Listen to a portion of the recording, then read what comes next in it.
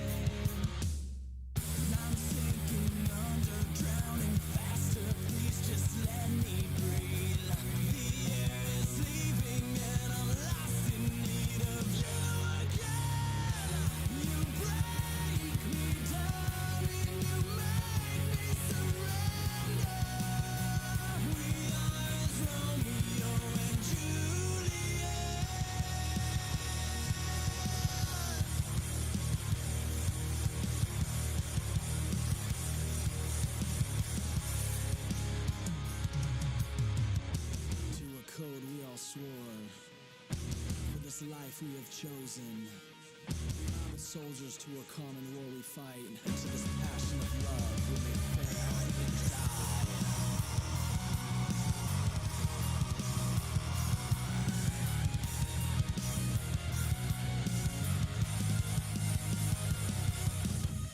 I'm slipping further, we're falling faster, we're growing stronger.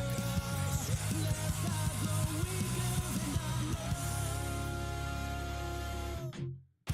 You break me.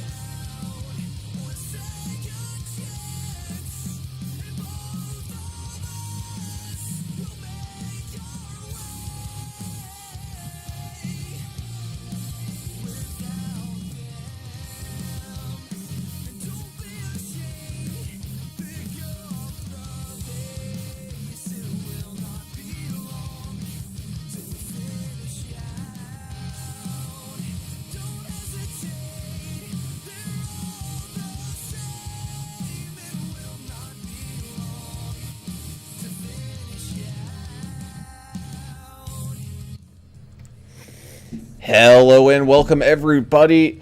Wednesday night racing action here with the Vigilante Racing League, coming at you from probably one of their favorites and one of our favorite tracks, and that would be Michigan. We're in store for 125 laps of high-paced racing action here tonight. And who knows, maybe continue this little streak that we got of first-time winners and see who's going to be able to take home the big W here tonight. Joining me, as always, is Mr. Alan English right here next to me in the booth. Alan, how you feeling about tonight? Man, great. We've seen, we were talking about it a little bit earlier, a lot of Michigan races in the past month or so. Every one of them has been exciting and fun to watch, and whether there was a few cautions or they went flag to flag, we've seen just about everything here at Michigan, and it's definitely not going to disappoint, especially with the Vigilante guys. Not at all. And down there on pit road, noted champion here at Michigan once long ago, that's Mr. Adam Turner. Adam, how you doing tonight, man? Hey, man, I appreciate you remember that I was a champion. I was a champion here in these trucks. It's a fun track. I love this track, honestly. Even though we've seen it 30 times in the last three months, it's still fun to be out here and watch these guys. One fast repair, you get 13X, you get disqualified, 70% fuel, 125 laps, that's 250 miles, Vigilante Racing League, D&D Race Graphix, Keller Williams, Johnson City, Tennessee. Get a hold of Ricky Wittenberg. You don't have to be in Tennessee. He can do all that realty for you there, anywhere in the country, so check them out. And I'm looking forward to this one, guys. Yes, we are. If we'd like to take a look at today's info for this race, you can see this wonderful oval high-speed track.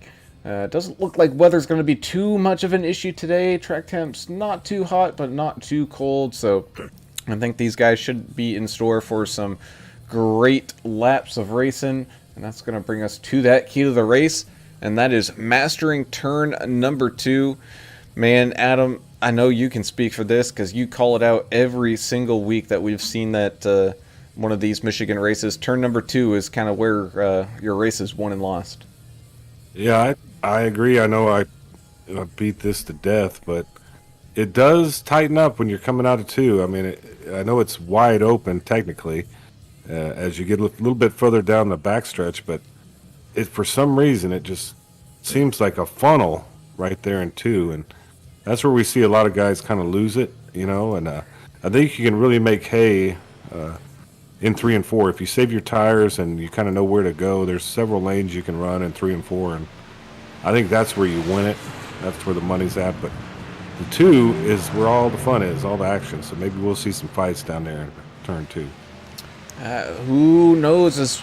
We're just a few moments away from leaving this practice and jumping into qualifying. So while we have that second, let's go ahead and start to take a look at the championship now that some drop weeks have started to kind of be considered, and kind of see how the race for that championship is looking here tonight. And right now, Timothy Pope, no surprise, up at that top of the leaderboard, but man, oh man, is it a close fight. You also got Jess Vaught up there, who looking for his first win on the season here tonight. He's been very strong the last few weeks. Just a few miscalculations, and who knows, he might find his way up into that winner's circle. Same thing with John Ellis, rookie here in the Vigilante Racing League this season. He's been very strong, so definitely look for him to maybe pick up and make some noise here, and try to close in that gap to Tim just a little bit.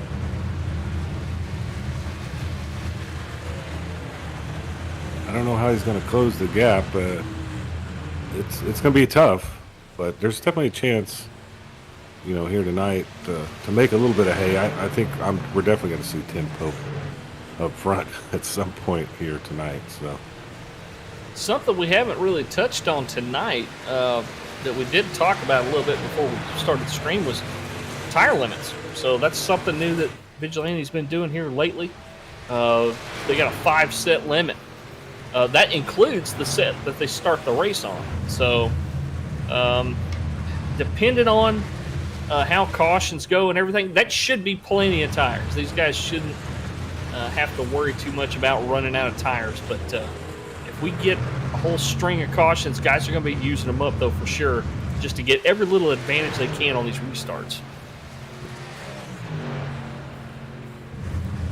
That they do, as our drivers are still kind of putting in their last touches here, trying to improve upon their kind of skill and get used to the truck and get everything all warmed up. As we see here, last week's winner getting his breakthrough win here with Vigilante. He's been here for the first season and now this second one, and that's that 37 of Dustin Reilly.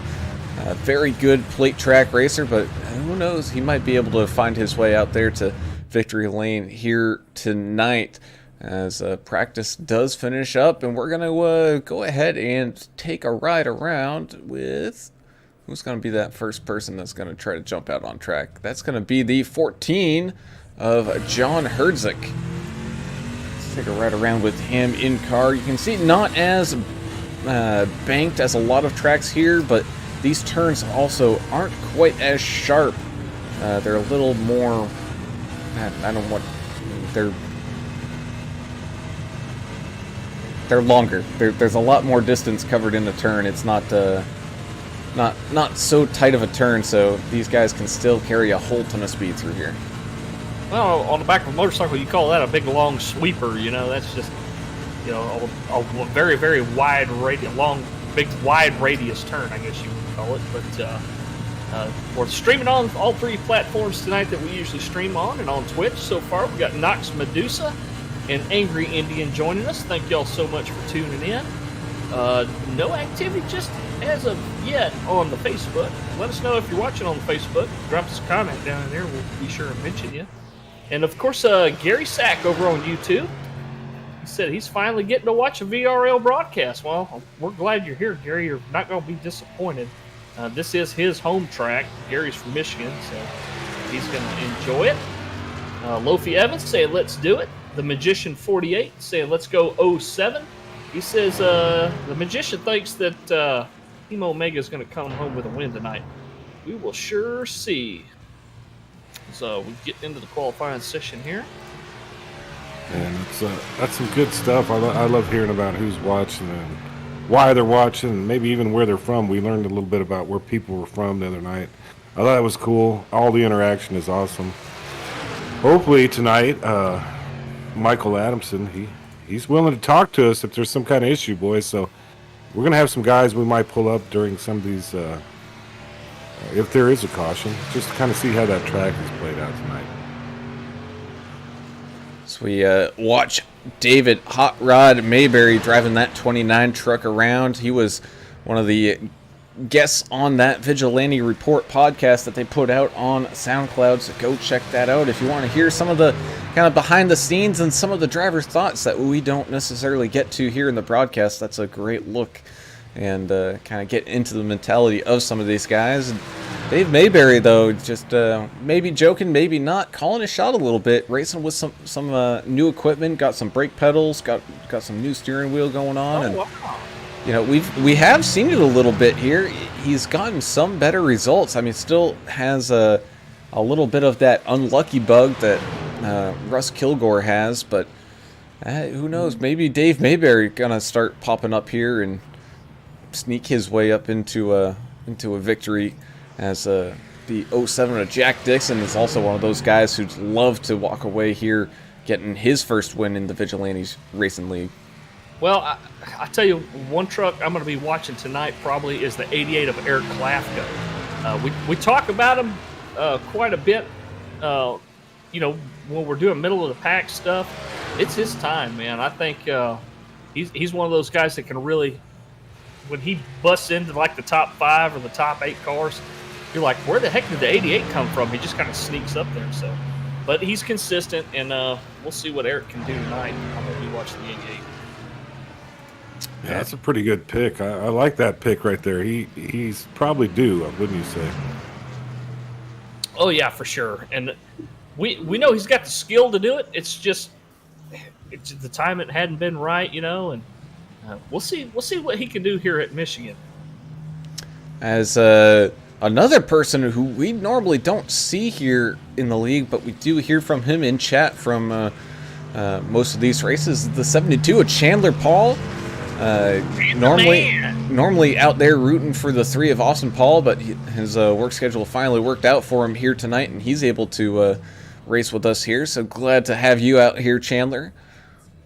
Also got Dale Adamson back out here tonight, trying to get that 254 truck home. And man, he is definitely one of those new guys that we've been keeping a close eye on, of being very, very quick, and has just had a bunch of kind of bad luck happen to him. Yeah, Andrew Hansley joining us on Facebook saying, should be a good race tonight. Michigan always gives some great racing. Andrew should know he's done some Michigan racing himself. But, yeah, looking forward to this one. It's going to be a lot of fun. Well, and let's go ahead and mention again, I think a lot of people know when they're watching Vigilante, there's money on the line for the drivers, but there's money on the line for the viewers as well. So you get to be the super fan of the race. You win some cash, so keep posting, talking to us, let us know what you think, and you might win a little bit of cash tonight. That they will. Well, all our trucks are starting to get lined up here down on pit road, which means I suppose we better get into what tonight's starting lineup is going to look like, and that's going to start us off with that 221 of John Ellis. He's going to be starting on pole position here, so a great chance for him to start off this race up at the front. Same thing with that 01 of Kelly Keel, known as a great pusher at those plate tracks. He's going to be starting here in second. Got the 51 of Mike Adamson starting here in third, with the 55 Ricky Wittenberg starting in fourth. Dave Hot Rod Mayberry is going to be starting up here in that top 5 fifth position, so looking good for Hot Rod there. And the 88 of Eric Klafka is going to be starting outside of him in sixth. Got the 07 of Jack Dixon starting in 7th, with the 4 of Dion Jones in 8th. Jonathan Osborne driving the 81 machine, as always, starting here in 9th, with America's driver, Albert Anderson, driving the 2 truck, rounding out tonight's starting top 10. I got a couple of rookie drivers side by side in row 6. That's Dale Adamson and Jeffrey Ottinger. We need clarification on that. I hope he lets us know how bad we're messing it up. The 72, Chan the Man, Chandler Paul, will be starting in 13th. John Herdzik in the 14 will be starting 14th. Austin Paul in the 3 starting 15th. Michael Everidge in the 82 machine starting in 16th place. Rob Green in the 91 starting in 17th. The 15 of Jeffrey Green starting in 18th. George Rincon in that 28 truck. He's another one of those guys maybe watch. I know he's in the top 5 right now in points, and he needs some good finishes to gain some ground on the top couple of drivers. He'll be starting in 19th. And Josh Bittner in the 84 rounds out your top 20. Yeah, 999, Jeff Snyder, 21st position. Another rookie, 202, Justin French in 22nd place. Number 7, Russ Kilgore. Hopefully he doesn't fly out of the stadium again. Had some bad luck there, starting 23rd. 203, Earl Evans in 24th. 728 of Timothy Pope. He's starting in the back because he's a winner. That's what happens here. You got to push to the back at 25th. 753, Jeremiah Burke, 26th. Jess Vaught, 33, 27th. Number 17, Brian Jablonski, the Polish Prince. We hadn't talked about him in a while, 28th. Dustin Reilly, Robert Jordan, and Russell Endicott are going to round that out. Yeah, a couple of those guys are carryover EOL penalties from the last race. I think Robert Jordan's one of them. Maybe Dustin Reilly. I don't know. Russ Endicott. So that's the reason they're starting in the rear. Well, Dustin really picked up the win, so he was getting... oh, that's right. That's right. Thank you. The good job, you won last week. Here's a EOL for you penalty. It really does kind of help balance the field out. But some of these guys, it doesn't really matter. They're still going to charge their way through. So we'll see what Michigan holds for us tonight. Yeah, that we will, as we get ready to go green flag racing up here at the front. If we know anything, especially until the tires start to wear down, it's going to be some close, fast-paced racing as we get the right cam going. The green flag is up and ready. The 221 of Ellis and the 01 of Kiel ready to go here. Green flag racing from Michigan. First time here tonight. And man, oh man, it was a great restart for that 221. Able to clear out in front and able to jump up and start on his preferred racing line as we got a car out on the apron already. Maybe drifting just a little too low and not able to come back up. It looks like that was the 81 of Osborne. Maybe driving a little aggressive here as the 51 of Mike Adamson looking to make that move here on lap number 1, making it side by side up here for the lead with that 221 of Ellis. Yeah, you can use the apron here in the tri-oval, and the 81 was trying to stick his nose. He got a little bit better restart than the 07 of Jack the Ripper Dixon, but Jack started trying to move down in front of him, and he just kept going and going. So Osborne said, shoot, I'll go all the way to the apron if you make me, and that's what he did. So 221 of Ellis, though, looking back here in turns 1 and 2, able to get right back around that 51. So he's making some moves, a little switcheroony action going on up here at the front with Kelly Kiel coming up with a big head of steam. He's able to try to squeeze his way around that 51. He's trying to make it a 2-for-1 special here with that 221 of Ellis. Maybe sneak his way up here into that number 1 spot. Dave Mayberry looking very racy up here, up to 3rd from 5th from where he started. So he is moving up, trying to maybe take a lead and lead some laps here. You also got that 88 of Klafka looking to the inside of him right now, as well as Kelly able to squeeze out in front of Ellis and maybe try to extend that lead out just a little bit. A little bit of 3 wide action back here between the two. And hang on a second, my computer's going haywire here. Looks like the 2, the 88 of Klafka, and the 29 of Dave Hot Rod Mayberry, but they've got it sorted out now. The 2 is going to stay on the inside line here. That outside line, though, they're just so organized right now. Let's see what they can do. They're probably going to have the best momentum out of everybody here. I don't know, Adam, how much draft is really here? I mean, we know that, well, you've probably turned more laps here than me or Brown, but the draft does matter here some, doesn't it?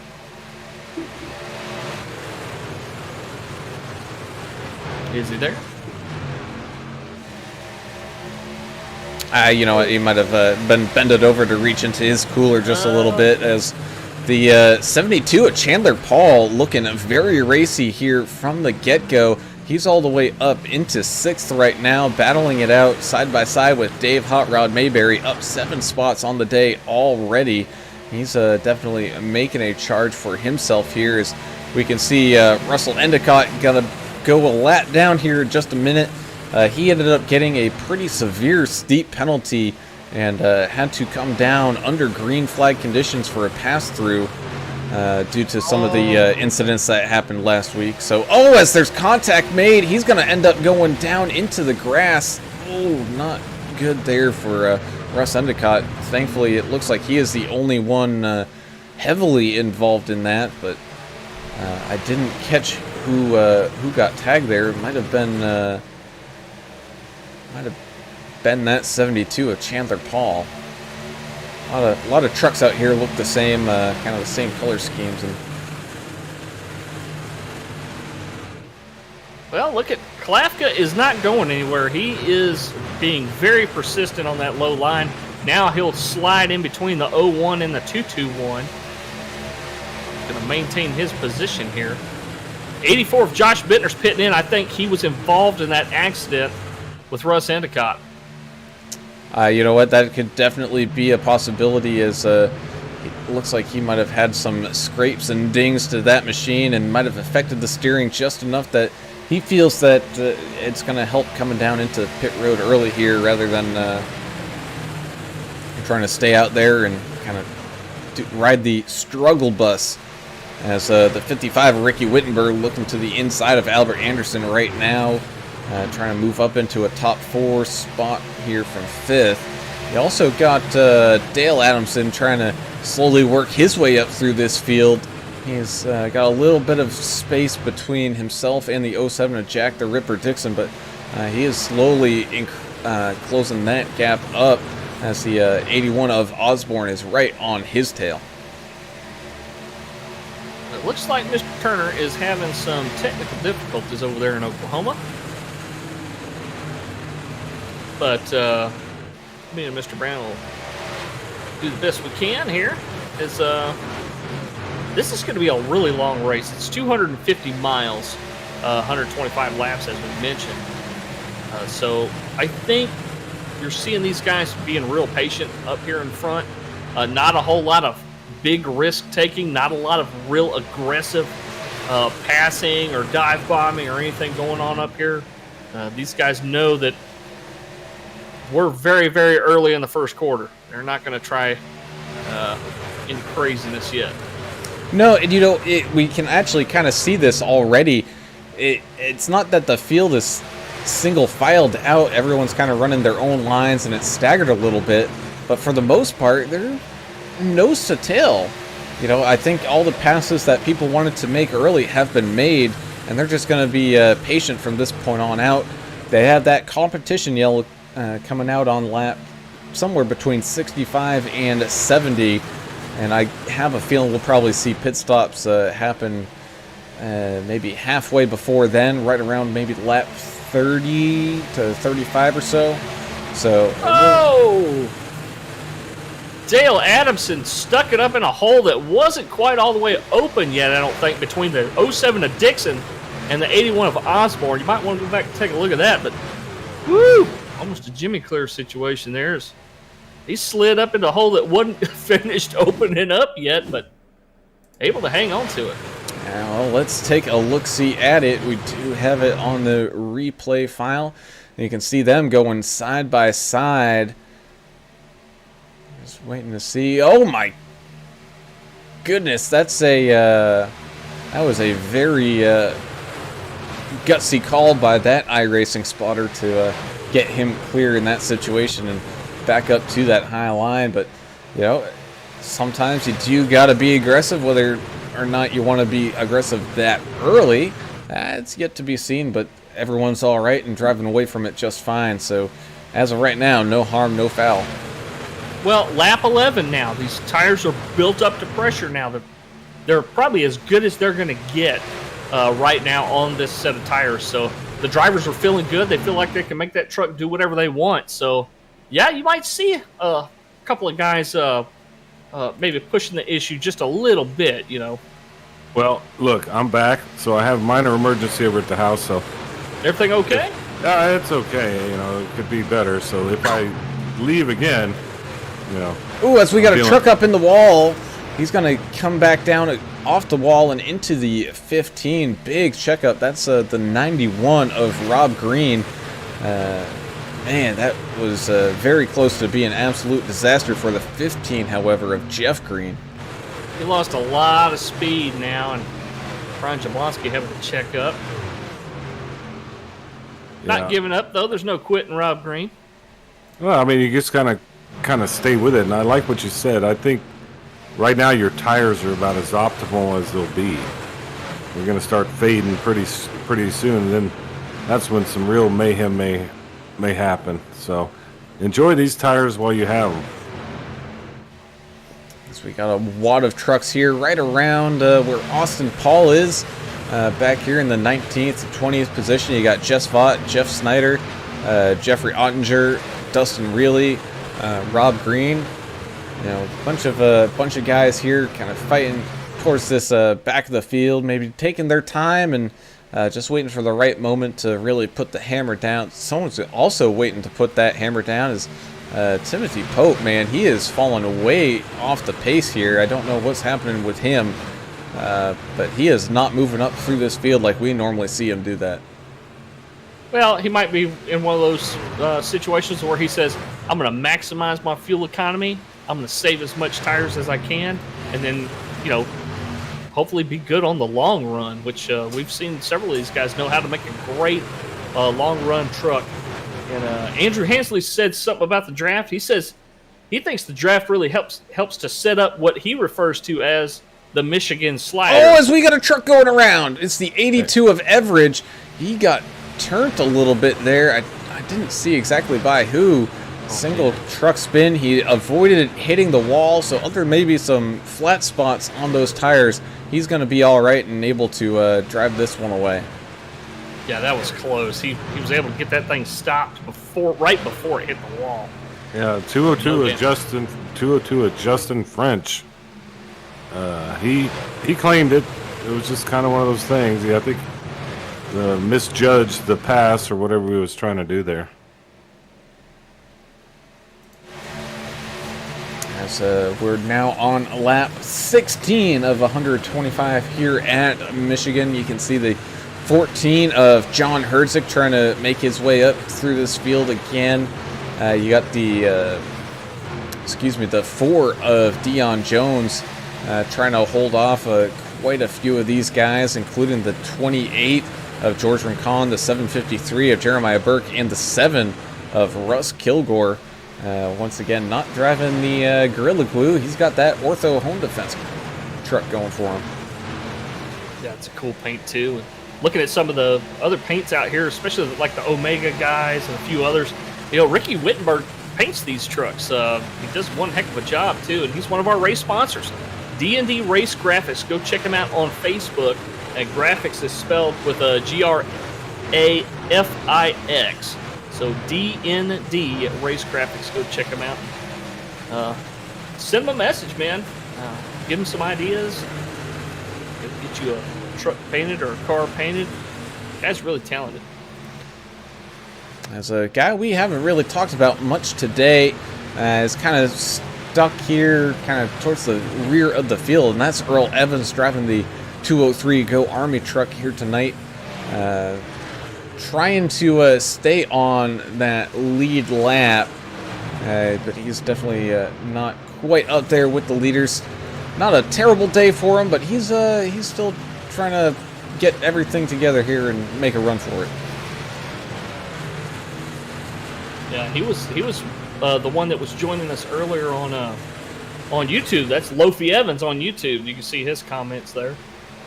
But he knows who the ones to watch are, and he told us. He said the 221 and the 728. He said, watch out for those guys tonight. Yeah, there's some pretty good battles all the way back here in 14 through 16. Look at Jess Vaught right now. Looks like he's trying to make a pass. And he does. Look at that. He cleared about 2 cars there. And it's still not quite clear of that 753 and the 4, as we're going to be almost 3 wide here with the 28 of George Rincon as well. Everyone able to kind of sneak away from that, but 3 wide again, almost 4 wide, but that 7 made a great call. No! Oh, big contact there. 753 snags into that. I believe that was the 4 of Dion Jones. Dion Jones ended up going out to the wall. It looks like Jess Vaught was trying to squeeze up just a little bit too much there. Might have had a little net code, but that was very tight racing. Yeah, due to some attempted checkups, you got the back tailgate of the 7 machine is caved in pretty bad. It's hard to get stopped when, or hard to get slowed down when people start checking up, and it looks like Burke is coming in to pit. Well, they do have one fast repair here, so that's going to definitely help the situation. But if you get 13X, you're out of here, man. There, no moss for you. Oh, as the 51 of Mike Adamson trying to make a late charge here. He kind of lost some ground towards the earlier stages of this run, but now that tires are definitely starting to settle in here. He's trying to make that long run truck work out for him. He's battling with Ricky Wittenberg right now. But man, talk about impressive. Kelly Keel took the lead, and he has not looked back once. All he can see in his rearview mirror is that 221 of John Ellis trying to make his truck just a little smaller and smaller in that mirror. But, Kelly, we give him a lot of credit on those plate tracks for being, he's the guy that you want absolutely 100% behind you at the ends of one of these races. But we haven't really seen too much from him at a track like here at Michigan, actually putting some more driver skill involved into it rather than some teamwork. Well, my horse that I picked tonight, and put a little bit of a hex on him. He was right up there in second place for quite a while. Eric Klafka in the 88, falling to ninth. But a lot of racing left to go. He's only a half second off. So we'll see what he can do in the later laps here. Hey, man, we're just getting started here, really. We're not even 20% of the way. Look who's up 7 spots. America's driver, Albert Anderson, with a new paint scheme this week, which I love. Fat Albert. The hey. Hey. Dustin really up 10. Robert Jordan up 10. They're sitting right there on the cusp of the top 20.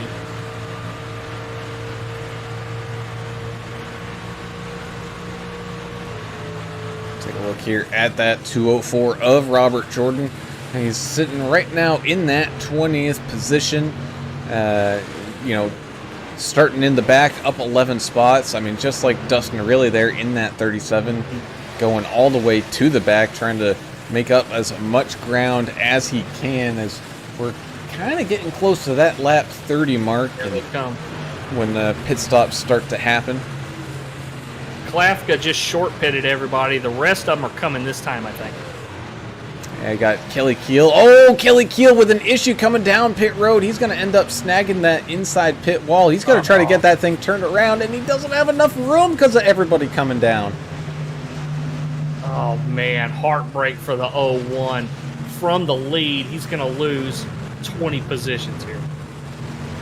Well, if that's going to happen, let it happen now, because that's right. Exactly. There's still time here. While all that's happening, you had that 221 of John Ellis stay out. Same thing with that 51 of Mike Adamson. You can also see here with maybe some fresh rubber, the 753 of Jeremiah Burke trying to get a lap back, putting in some great laps. Here is everybody now making their pit stops. Looks like the 82 of Mike Everett has not quite pitted yet. I love the etiquette that they really do require here.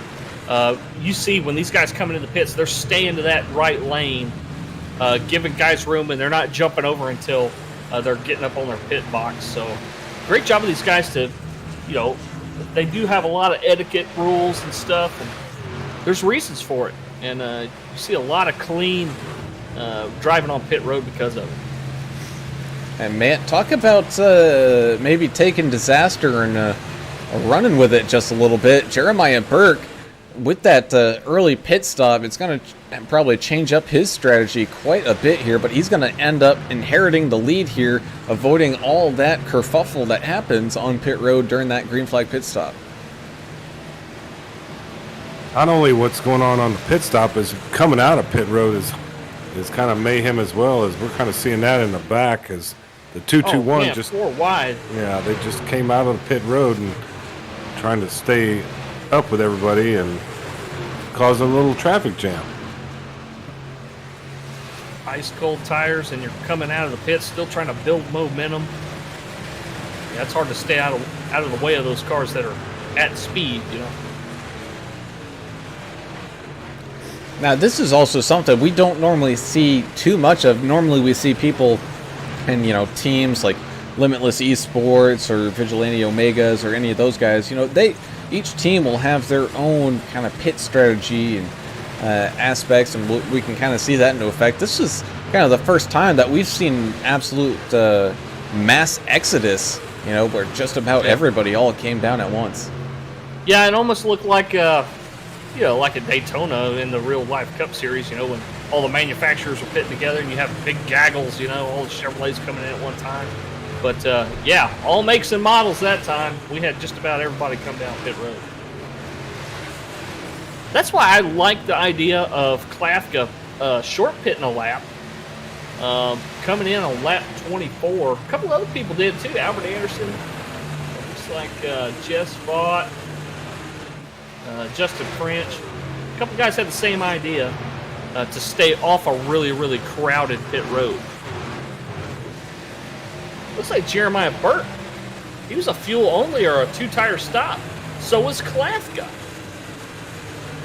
and maybe Bittner. So some guys taking advantage of a little bit of strategy early here. Just a little bit. Like, I know, Jeremiah Burke got involved in kind of one of those little incidents and probably came down, maybe used a fast repair, get everything back up to snuff for him, as he's got his teammate of Albert Anderson looking to pass him for the lead here. We got quite a few guys from that Limitless Esports team, with Burke in the lead right now, Anderson being the teammate, and Mike Adamson right now in fourth, having a pretty good battle with Ricky Wittenberg, who's looked very strong here tonight. Yeah, the Goodweiser guys are kind of suffering tonight, 28-82. John Ellis is doing the best to hold his own. But don't count any of them guys out. I mean, this team's got some strong drivers here in this league. As we can watch the 214 of Jeffrey Ottinger look to the inside of the 202, Justin French there, but didn't quite have enough to make the move there. You can also see Jess Vaught up 21 spots, riding around in sixth right now, so he had a fantastic pit stop. He even took all four tires and everything.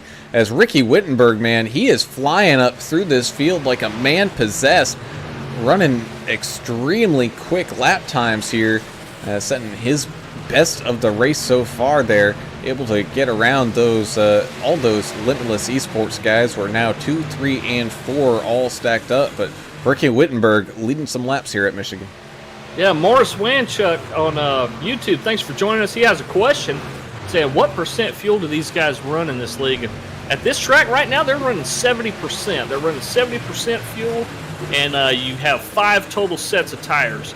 So a little bit of strategy is going to come into play here.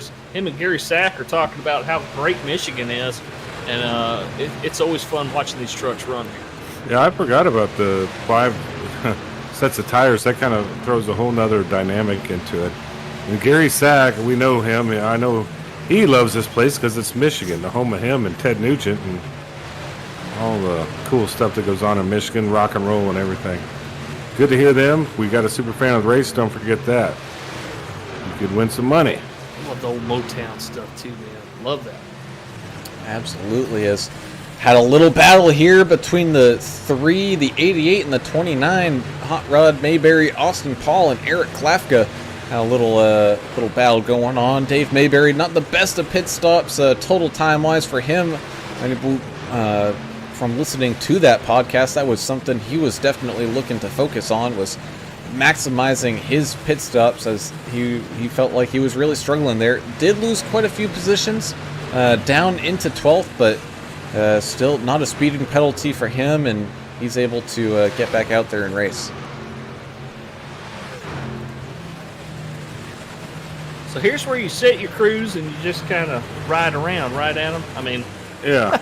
You got fresh tires, you got gas. Are you out there? That's the main thing. If you're still on the track and your truck is straight, just kind of cruise around. I mean, it's a 125 lap race. This is basically a half of an actual Michigan race. So yeah, a lot of the real things that go on in real NASCAR trucks, Cup cars, same thing.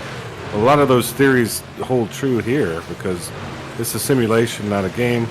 A lot of these guys put a lot of time and effort into kind of thinking about this race and pre-planning, team strategies. It's pretty much the real deal here. So just put the laps down, be safe, and at some point they're going to go for it. So just don't know when that's going to be. And to your point, a Cup race here is 500 miles. So they're running half of what Cup does. Well, we know the trucks, when they run at the same tracks, they run a greatly reduced distance. So it's bound to be pretty damn close to what they run with the actual trucks. I'm not really sure about that. It's probably not much more than 250 miles. Get the Googler out, because I think you're right. I'll get the Googler out. I bet this is almost accurate to the T of what an actual Camping World truck would run here. It wouldn't be more than 300, I guarantee you that. So that's a really good point. This is It's the real simulation here with the amount of laps we're putting in and the thought process that's going to go into this race. As we saw there, the 07 of Jack the Ripper Dixon go 3 wide just a little bit, but getting squeezed between the 202 and the 203, trying to survive that with the 203 of Earl Evans being one of those lap down trucks here kind of early on in this race. And just kind of watching out here for that 753 of Jeremiah Burke. He's been slowly drifting back through this field. I think maybe not getting all 4 tires there is definitely hurting him. So the Googler says that they run 200 miles here in trucks, which is 100 laps. So these guys are going farther than the actual Camping World Truck Series races go. You just blew my mind. That's pretty amazing.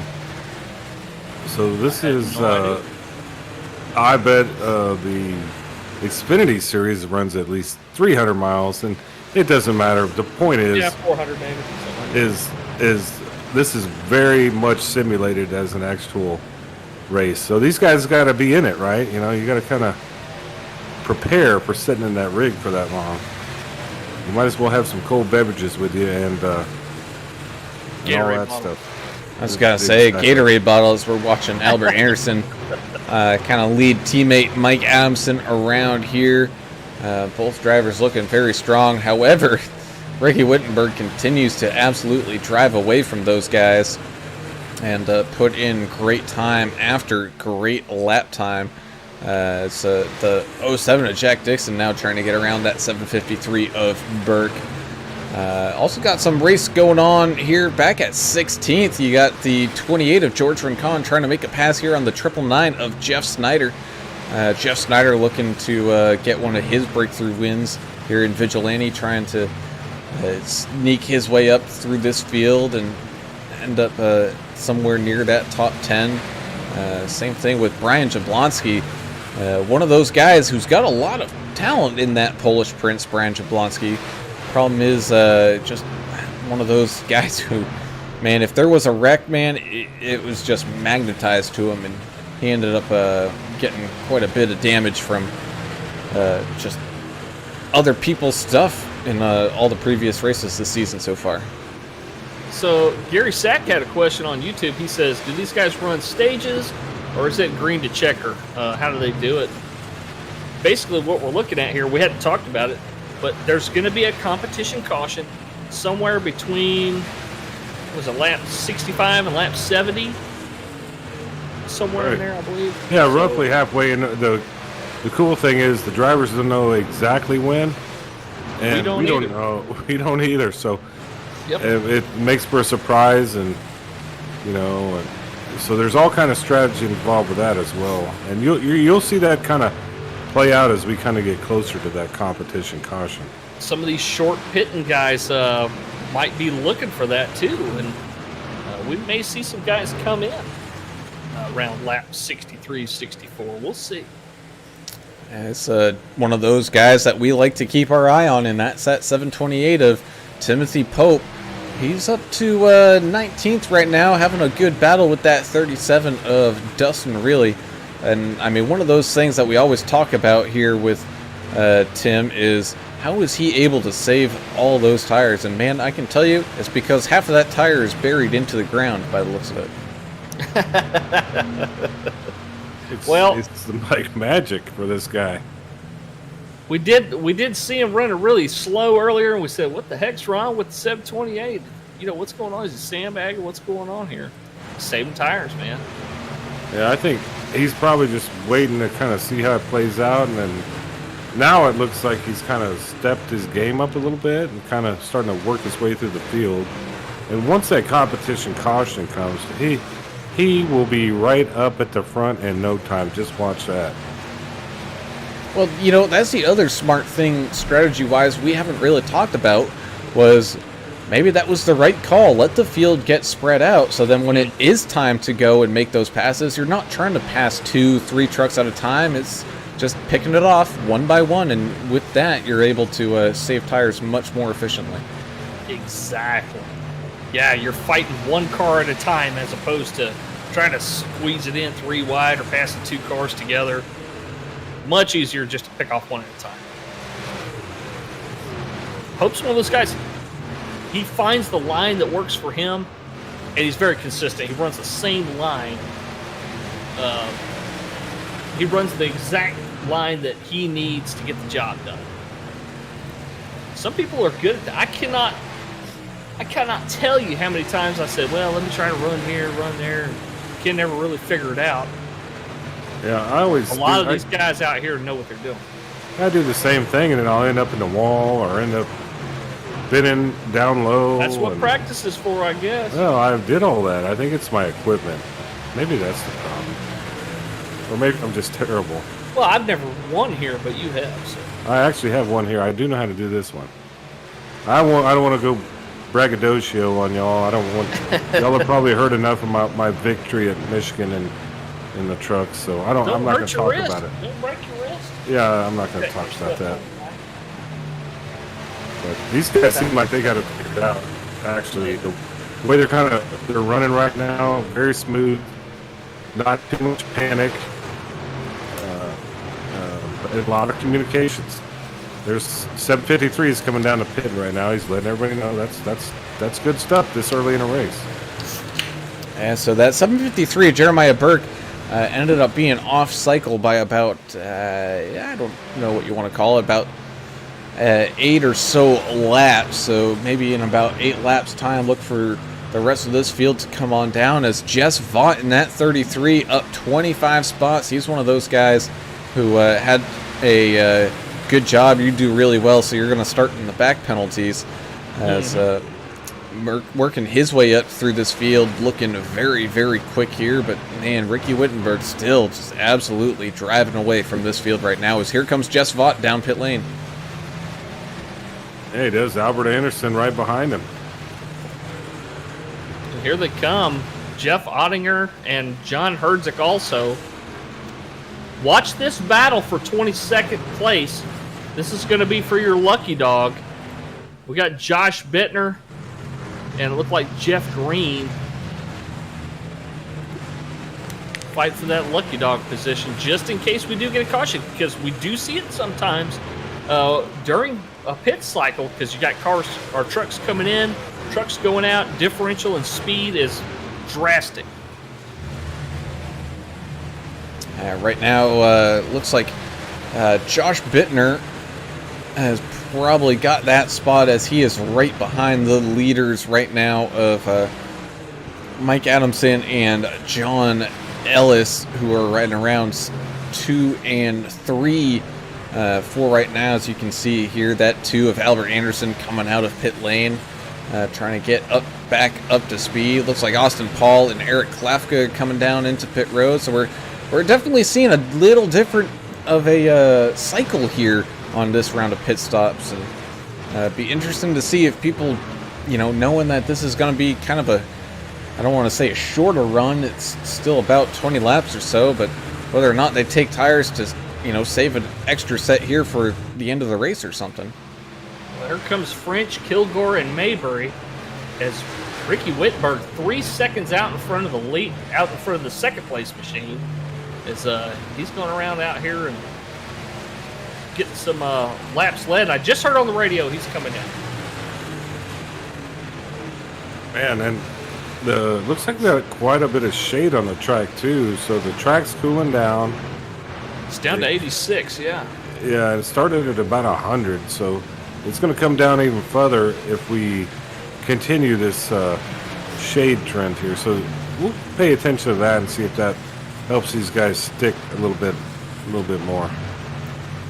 As the 221 of John Ellis is going to inherit the lead here with Mike Adamson still sitting right there behind him. You can see there that 84 of Josh Bittner just trying to hang on to that lucky dog spot, maybe try to make up some time that he had lost from being involved in one of those incidents and having to come down pit road. He is on, I think, a little fresher tires here from these guys up at the front, so he's going to be able to drive around, but here they come down into pit lane, Ellis and Adamson. So I believe this is going to pretty much cycle the entire field back around here. Everybody having their second pit stops under green flag conditions here at Michigan. Yeah, Bittner on just a little bit different strategy about, let's see, about 12, 14 laps older than about most of the field here. Yeah, and the strategy is going to start playing itself out. Uh-huh. We're at lap, I believe, 50, roughly. Yep. And so we have 75 to go, roughly. So you'll start seeing the strategy of these guys kind of play out. They're kind of holding the cards close to their vest this early. Just riding around, man. Just click those laps off until it's go time.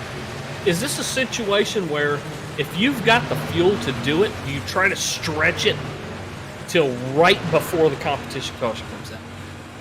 I just don't think they have the fuel. That's a question for Brown. I'm not an engineer or anything smart. So, Brown, what would you do?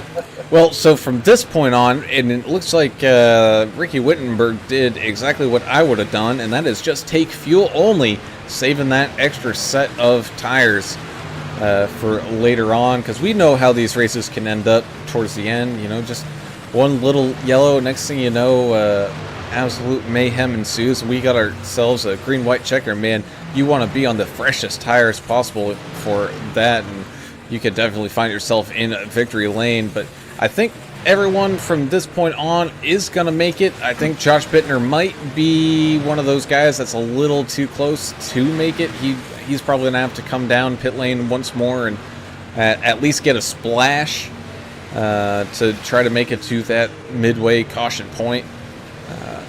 But, I mean, you know, we're looking close here, about 12 laps before that window starts to open up. Yeah, go ahead. Oh, I wanted to ask a dumb question. I'm sorry, because You're going to get a dumb answer. I don't actually know everything. I do know everything about Michigan, but iRacing in general. So if you have 5 sets of tires, Yes. are you able to run a scuffed set of tires, like a used set of tires like they do? No. So they're done. Once your tires are, you Once you can't. take them off, they're done. Okay, that was my dumb question of the day, guys. Thank you. Bet, man. That's why we're a team. That is I'm something sure somebody, I can't I'm wait sure for somebody them to else add. was. That would be cool, right? Throw some scuffs on it. It's all you got. I'm sure somebody else out there in the YouTube world was thinking the same thing I was thinking. Look, you know, if someone were to suggest that to iRacing, they could probably make that happen. I mean, think about how far iRacing's come in the last few years. Right. With all the recommendations and additions For sure. that they've made. That could be something that comes down the pike later. I think it'd add even more realism to this stuff, but that's just me. I just had the question, guys, and I appreciate the responses. Well, 10 laps away from the opening of that window, I love the call by Ricky Wittenberg. Get a splash of fuel, just make it to the caution, see what happens. He might be able to drag more guys down with him down pit road. So he's out there clicking off laps, getting some laps led in. His lead is now down to just under 3 seconds, but he's holding his own out there, isn't he, Alan? That he is, as Jess Vaught was looking to try to make a move here on the 7 of Russ Kilgore, who had some very good pit stops and some strategy going on there in that 7 truck. So he's up into second place right now. Jeffrey Ottinger's also getting some benefit from some of those pit stops. He's up into third. As you can see here, Jess trying to manage his way through some of this traffic. He had a very interesting time there on pit lane, 11.6. So that's I think that might be a 2-tire stop, and I don't know if that's the call that I would go for. But you know, beauty of racing and having different people in your ear and different strategies going around, and only time will tell to see if that plays off, as it looks like he's going to actually be kind of sliding back through this field just a little bit. Yeah, sometimes the strategy comes back to bite you, but once you kind of choose a path, Adam, you know this better than most of us. Once you kind of choose that path, you're kind of stuck with it until something dramatic happens. Like if we get a caution, it's going to throw a lot of people's strategy out the window. But once you are laid in that path and you've got that strategy set up, you're pretty much stuck with it. Yeah, I mean, you made the bed, you know, Yeah. that's yours. So it's the same with racing. But you have to stick with it. There's no regrets, right? You can't look back. You made the decision, you have to live with it. If it Yep. doesn't work out the way you like it, just push through it and get to the next point where you can change that decision you made. So, and that's the cool thing about iRacing and this team strategy. I know all of us, we were actually teammates on a team, and there is a lot of discussion. And if you put in some practice laps with your partners, and you can learn a lot, and you can actually, I think, get a little bit of edge on the competition if you take it a little bit of serious. So we're all having fun here, but some of these guys are a little more serious than others. Well, let's get to, go ahead, sir. I was going to say, what is serious is that lead that Ricky Wittenberger had has absolutely disappeared. He's now back into third place as Russ Kilgore and Jeffrey Ottinger able to drive right around him. Of course, those guys running with newer tires, so they are going to be quicker than Ricky. And I mean, lap times just absolutely show it. Talking, a second, if not faster, here going around this track. But still, Ricky trying to hold on to that competition yellow. Well, it was fun while it lasted, and I'm sure he doesn't have any regrets about it. You do something different, try to take a chance, and you got to applaud the guys that try to do that kind of thing. But let's get to some mentions on YouTube. Justin Davidson says, "Go Jeffrey Osborne, go!" And speaking of Osbornes, we got Ashley Osborne saying, "Wow, some rough racing tonight. Keep it strong, enjoying the show. Come on, number 81. Keep moving up, brother." So, and also Peyton McGowan saying, "Let's go number 84 of Bittner." Thank y'all so much for joining us on YouTube, and the guys and gals joining us on Twitch and Facebook as well. Yeah, Jonathan Osborne had an issue. I didn't get to see it. I wasn't here. I had a little issue myself here at the house, but looks like he's still out there putting laps in. And that's a cool thing about it. These guys fight through it till the end, even if they're 6 laps down, looks like Jonathan is. So, it's a huge field with 30 damn trucks, man. So, there's bound to be some issues out here tonight. Make that 31 trucks, and every single one of them are still running. So, I mean, as big as a 2-mile track can be, you still got trucks all over the place here trying to get to this midway caution, regroup, repack, and I can't wait to see what's in store here as the 33 of Vaught and the 221 of Ellis are nose to tail and get right around Ricky Wittenberg. He's really starting to lose some time here. So Derek Welch is also joining us on Facebook. Talking to his buddy Andrew on there from HCK. And DEP iRacing Paints also joining us on Facebook. Thank y'all so much for watching. We appreciate you. Yeah, I like to see some of the guys that we hadn't... Yeah, Num Nums guys joining us on the chat. Yeah, I don't know if they've watched some of this, so that's cool. These guys put on a really good show, Vigilante. And also, don't forget the Vigilante Racing Report. Isn't that what they call it on SoundCloud? Vigilante Report. The Vigilante Report, that's right. It's really cool. Get some insight into iRacing and this series in general, so check that out. Well, we're coming up on the window, Brown. Do you think our umpire Lori's going to throw it early or late or right smack in the middle? Seems like she surprises us quite a bit. That she does, but one thing I know for certain is we'll know it when it happens. Yeah. Man, that's some pretty noble words there. As the Call it like you see it. Yeah, it's the 753 at Jeremiah Burke trying to gain some spots back and gets around the 202 of Justin French there. That 753 at Burke, he's definitely one of those guys here, especially later on in this race. If he's in it he's definitely got a good chance at trying to get a podium, if not a win here tonight. Looks like we're now on lap 65, so within the next 5 laps, we will see that competition yellow come on out. And man, for Ricky Wittenberg, it can't come out soon enough. Yeah, he's just bleeding time out there. But hey, man, like we said, when you get that strategy, woo, Yahtzee, you just got to stick to it.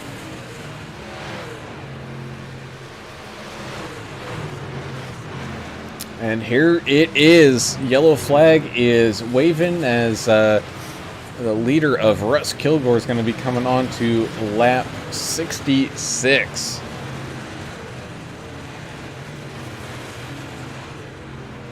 Yeah. All right. No competition caution. That'll tighten everything back up. We'll re-rack it and head it on down the road.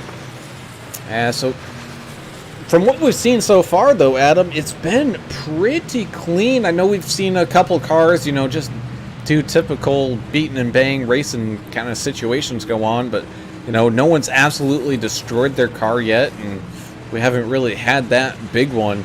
Do you think we're going to see that tonight, or do you think everything's going to kind of remain calm like it has been for the most part here?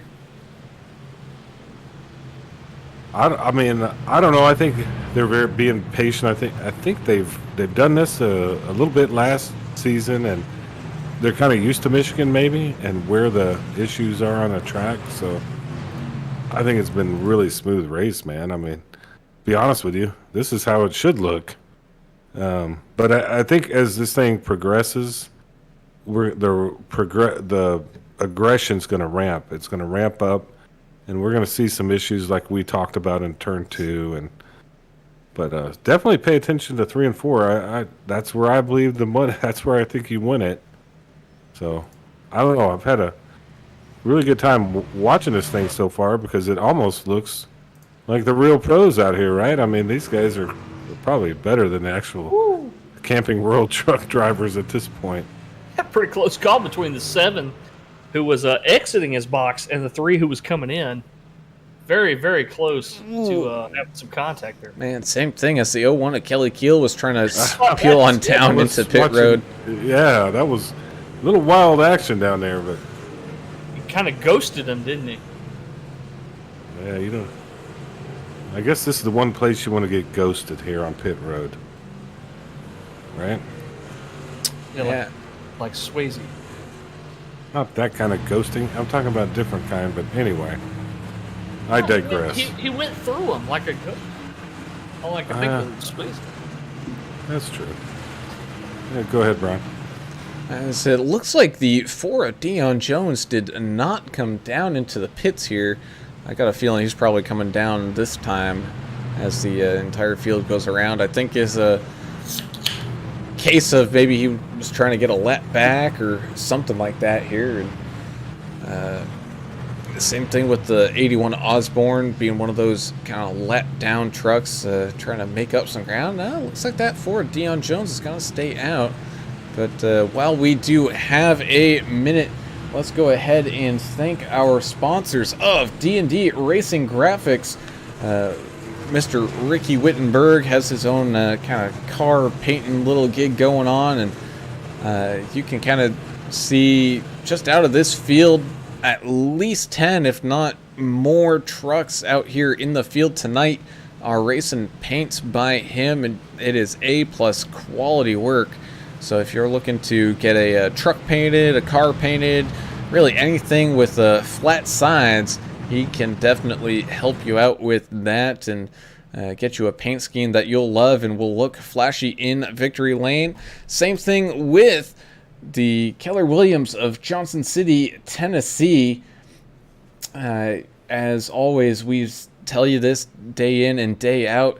Do not try to buy or sell your house alone. Get yourself a quality realtor. Go ahead and call Ricky Wittenberg at 423-444-0454. He's based out of that Johnson City, Tennessee area, but he can help you anywhere in the basically all of the United States. So definitely go give him a call and get yourself a realtor that you kind of get along with and can trust. Well, Ricky's one of those guys, what he'll do, when you call that number that's right there on your screen, he'll kind of talk to you and kind of get your personality, and he'll figure out, you tell him what area you're looking at, what kind of property you're looking for or trying to sell. And what he's going to do is he has a huge network of realtors, and he's going to find the person that's going to be the best fit for you. And it looks like we're going green. Going back to green flag racing up at the front, the 4 of Dion Jones with the 7 of Russ Kilgore out beside him. It's going to be interesting to see how well those old tires of that 4 of Dion holds up against this absolute mob of traffic that's going to definitely become flying by him, as we're going to be splitting it 3 wide here, going down this back straightaway down and into turns 3 and 4. Man, that 4 is going to drop like a rock. Oh, maybe a little bump there and finishing him off. Oh, the 214 going up into the wall. That was interesting. I'd like to get, at some point after we watch this, maybe talk to Mike Anderson. He was right there watching that. He's having a hell of a race. The Fat Albert truck is dog walking. Yeah, he's having a tow. Dion Jones was kind of in the mix of that too. He didn't pit, right? No, he did not, and it was, I think it was Dion that kind of caused that. I don't know if he actually touched the bumper of that 214. Let me see if I can't get a better camera angle on this. That was net code, maybe. Let's see. We've seen a lot. Oh, he did just get into that rear bumper as they were in the middle of the turn, and just enough to upset that 214. Kelly Keel tried to sneak around on that outside, but didn't quite work out for him. I think you said Albert Anderson. Yeah, his truck was not looking too good after that one either. Yeah, Ricky Wittenberg went low, saved it. 51 on Mike Adamson went high and saved it. I guess I wouldn't assume there's anybody going to get tires and fuel at this point. That we're only a lap in there. Well, what if you're one of the last few trucks on the lead lap? What would it hurt? You know. Well, I guess I wouldn't mind. Hey, if I'm Josh Bittner right now or Jack Dixon, I'm coming in. Well, here comes Jack Dixon in. There you go. You called it. Kind of answer my Do question. y'all want to talk to Mike Adamson? He's kind of. Did he already pit? Well, I don't. He ended up staying out, so yeah, he's good All to right, go. let's pull him up. All right, I'm gonna pull him up. He's from Limitless Motorsports. We put him up here in the booth with us. Yeah, I'm really good at this, by the way. Here he comes. Mike, you got a copy? Got a copy. It's Adam, Allen, and Allen up in the booth. Well, you just avoided that one there. You're having a hell of a night, but a little squirrely down low, and you got through it. What is your thought process for the rest of this race? We still got quite a few laps to go. Oh, we're just pacing ourselves right now. I'm in no hurry to get near the front. I'm just going to take my time and race the track.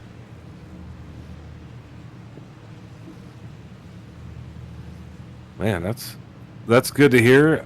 Do you have any specific strategy, or are you just kind of letting it right out in front of you?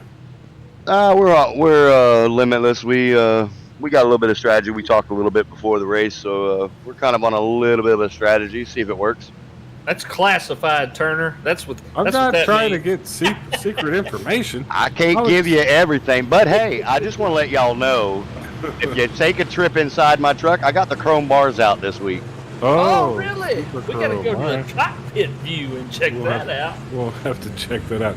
I don't want to bother you too much. Looks like we're going to stack back up. Brian, you got anything for him before we let him go? No, those chrome bars, man, those are distracting as heck. All right, man. Good luck to you the rest of the race, and hopefully talk to you at the end of it.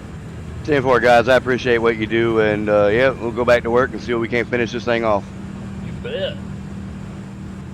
Mike Adams, Sanford, Florida. Oh man, I love Florida. I like the Florida stories too, but we can't get into those tonight. Yeah, but those chrome bars, man, yeah, those are fancy. I didn't even know you could do that. I didn't know you could. He's very, very proud of that, wasn't he? I like it. Yeah, it does look kind of cool. Well, we're going to go back to green flag racing here in just a couple of corners. John Herzig was able to squeeze his nose out in front of that 7, so he's going to be starting up front here with that 7 of Russ Kilgore on that outside line. You got Jeremiah Burke back up here at the front, back on cycle. You have John Ellis up front here in 4th on cycle. Heard from him, the 51 of Mike Adamson also up there on cycle. So here we go. Pace truck is down and off. Green flag racing here once again, going through that Geico restart zone. Really delayed start there. I think that 14 of John Herzig waited till that last possible moment to get everything rolling, and that checked up that outside line big time as the 7 was not able to get going quite as good. So everybody trying to stream on down to that bottom line to get around all that checkup. A lot of 3 wide right there on that restart. That kind of surprised me. Gary Sachs says those chrome bars look sick. Oh, 55 got into it with Hot Rod Dave Mabry, and he almost lost it, but he was able to save it. Oh, as he net codes into the 72. That one was net code. I could have fit an entire tractor trailer in that gap. Yeah, that was a huge space in there. We did see a little bit of net code there. Everyone able to get away with it and drive that one out, as Ricky Wittenberg was looking like one of those strong contenders. Still got plenty of time to make up for it here, but drifting all the way back down to 20th. As up at the front, Limitless Esports, Jeremiah Burke and Mike Adamson making a charge here up at the front. You also got that 221 of John Ellis trying to make some noise as well, alongside the 202 of Justin French, as that 221 using that apron line doesn't seem to have helped him out too much there. Might have gained him an extra 100th of a second or so as he looks to the inside of that 51. Timothy Pope just set the fastest lap of the race, a 39.19. What a surprise! What a surprise! Oh, Dale Adamson. Surprise! He's ripping some off. Jeff Snyder's up quite a bit. Hot Rod Dave Mayberry he's still in 12th position. Dustin Reilly, Austin Paul, Kelly Kill. Man, some cool names out there. Some good names. Names we normally hear, kind of working their way up into the top portion of this pack. Well, the 999 of Snyder is not a guy that we talk about a whole heck of a lot in the front, but man, he's holding his own right now, right on the edge of the top 10. He's up 10 spots so far. So Jeff and the 999. Oh, as we got cars going way down low. Yeah, that's where they got pinched right there, coming out of 2, like I had mentioned. Yeah. Who was that ended up going low there? I think it was the 91. Well, Pope had just passed all that mess. Yeah, it was, 91 of green. 91 of green was long. Yeah, he ended up shooting all the way down and across the track. As we had some almost 3 wide action with your pickup front there, English, and that's that 88 of Eric Klafka bringing it back around and trying to make some noise here once again up at the front of this pack. Yeah, he's got a couple of rookies right here positioned in front of him, and he's trying to get around them now. John Ellis and Justin French are not going to make it easy. Neither is Mike Adams. Ooh, as that 51 might have almost snagged the outside wall, able to correct it and save it, but not a lot of space. He's looking down to the inside of that 202 of Justin French right now. Justin French, one of those new guys that kind of has had some bad luck, but looking very strong here today. Looks like it was a little bit too much for Jeffrey Ottinger tonight. He went ahead and disconnected. His night is over. Had a lot of damage on that 214. Always next week, buddy. I think Ottinger ended up using a fast repair early from one of the first incidents that we saw. and thus why he ended up not having a fast repair, I don't believe. So unfortunate for him to see him go as Jeremiah Burke gets passed by that 202 of Justin French. 55 with a brilliant pass on the 33 of Jess Vaught. Ricky Wittenberg trying to pick his way through the field.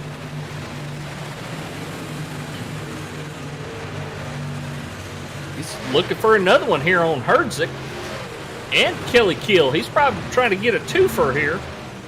Not sure that's going to happen here at Michigan, but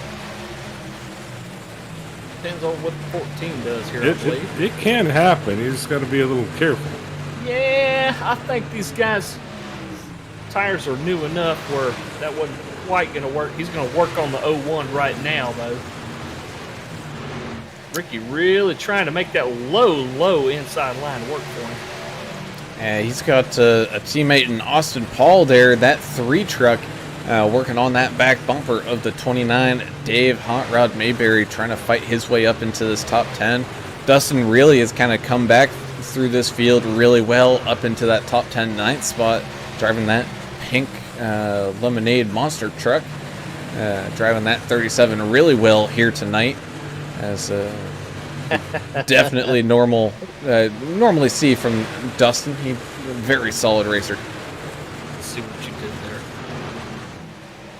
What did I do? He's driving really well in the 37. But hey, I will never ever complain about watching a race here at Michigan, because look at all the action we're seeing out here. And we've got strategy involved in it as well. This has been a blast. And we got Jess Vaught trying to fight his way through this massive crowd of trucks right now. He's about halfway through this field, right in 15th, side by side with John Herdzik here. John has him by about half a truck length as they went into turns 1 and 2, but I got a feeling that 33 is going to get around him here fairly soon. But the little bit of aero damage that the 14 has maybe affected him just a touch. See a little side draft action from the 33. Oh, as we got Dave Hot Rod Mayberry up into the wall, he's hanging it up there. That's the checkup that caused this. You would think that would bring out the caution here. Single car incident, and really nobody really got involved there, so it was just the it's kind of a borderline deal, but there was a little BS that happened around them, but they cleared it up. So, hey, I'm not worried about the caution. That makes it easier for us. Keep that thing rolling. Unfortunate there for that 14 of Herdzik, who was having a great race against the 33 of Vaught, as Justin French continues to lead laps here tonight. Lap 83 out of 125 now officially in the books, as we continue to tick a laps away and try to figure out who's going to win here tonight. And man, from everything that I've seen so far, I think we're gonna see a first-time winner here tonight. we might. That'd be really cool, because those are the most fun interviews to do, I think, are the first-time winners. We saw one last night at the race we covered at iRacing Super Speedway. But, yeah, man, I love talking to the first-time winners. Yeah, they kind of get excited, so it's cool talking to somebody you never a little bit. talked to before, and always interesting to get their take. So I'm all for it. Let's bring on some new blood, man. And no offense, but you know, Timothy Pope, I'm kind of getting tired of talking to you. You're winning all these things. he'll probably be in the podium. Don't kid yourself. But boy, oh boy, are we at Michigan or are we at Daytona, as we see basically two draft lines happening up here at the front. Justin French doing a great job on trying to block, or I don't want to say block, but defensively drive. That's going to cause him to lose a little bit of speed, and which is causing this 3-wide action. Oh, teammates getting a little bit together there.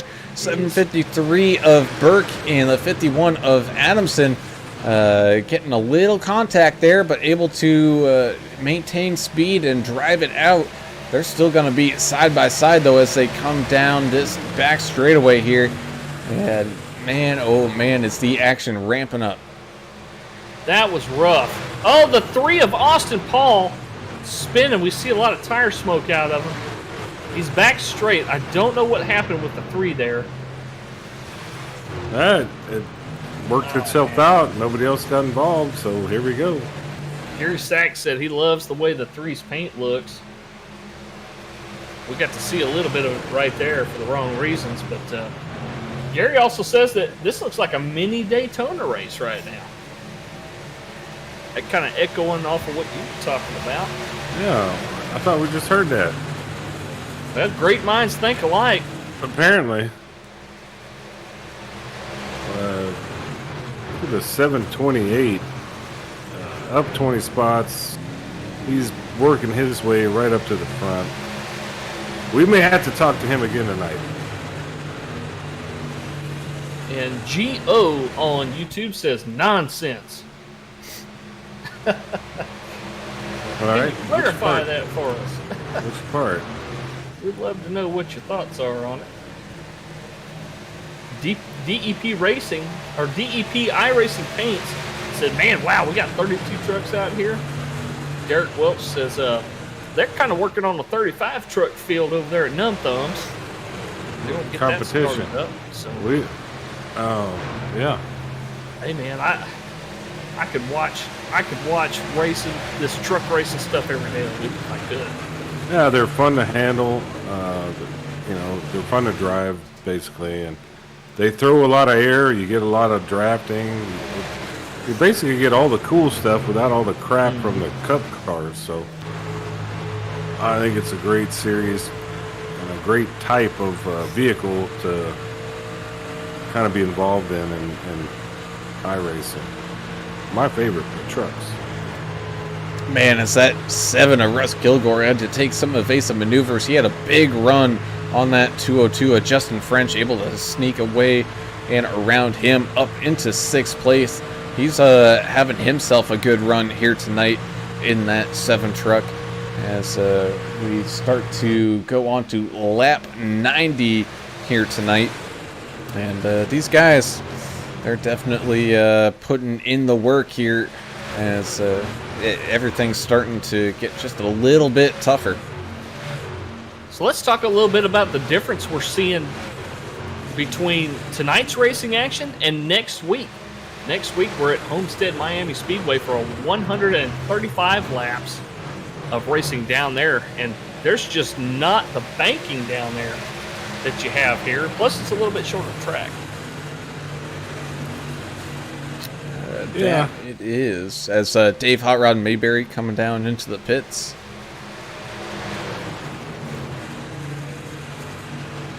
Yeah, and I mean, I like Miami. I don't know how you feel about it, Turner, but I think it's like I kind of think it's like a combination between like an Indy and some 1.5 miler, man, because it's so flat. I hate it, to be honest with you. To drive it, if watching you're a it's not bad. tire-saving guy, though, I mean, you can really tame that track. You really can. Yeah, no, there's a lot of technicalities in it. There's some skill involved. You can't be like a clown like me and win anything there. But I guarantee we're going to see whoever can master running up against the wall on the outside for the majority of the race is probably going to be one of your guys that's going to be on the podium. Kyle Larson style, huh? Yeah, just my prediction. We'll see here in a week. But we still got tonight's race still going on as we got pit stops happening right now, so it's gonna be a little close. I don't know if people are gonna be able to make it till the end here on fuel.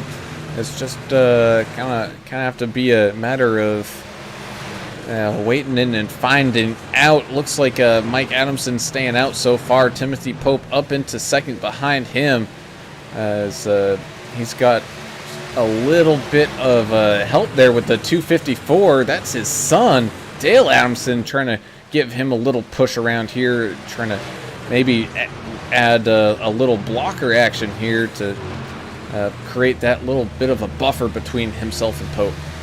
Could it be that some of these early pits are calculating in, if we get another caution, I'm going to be good on gas? That might be something that they're looking at. There's just so many of them, though. I don't know. I don't know what we're seeing here. And that's the crazy thing. We've had, the competition caution and one other caution, right? So one actual accident caution and the other was, something we were going to do regardless. So in a league like this where you have somebody upstairs hitting the button on the yellow flag, I wouldn't count on anything, So well, Bittner is one of the guys that stretched it the farthest. He pitted on 66, lap 66. So that's 28 laps. So if he can do it, these guys are looking. They've got 30 laps to go. As of right now, yeah. They might be able to stretch it. We're going to see here. Eric Klafka. Oh, man. I lost my camera. Sorry, folks. You lost it? What in the world? I was going to say, what about Eric Klafka driving that 88 machine right now, driving around in a top 10 ninth There place you go. as the Thank you. field cycles around? Thank you for picking that back up. I hit a shortcut key or something on my numpad, and I'm like, what the heck happened? Just waiting for this. He's moving on up, man. Don't count him out. Just waiting on this field to completely cycle back around. The 82 of Mike Everidge currently holding on to that lead spot. Has not come down into the pits just yet.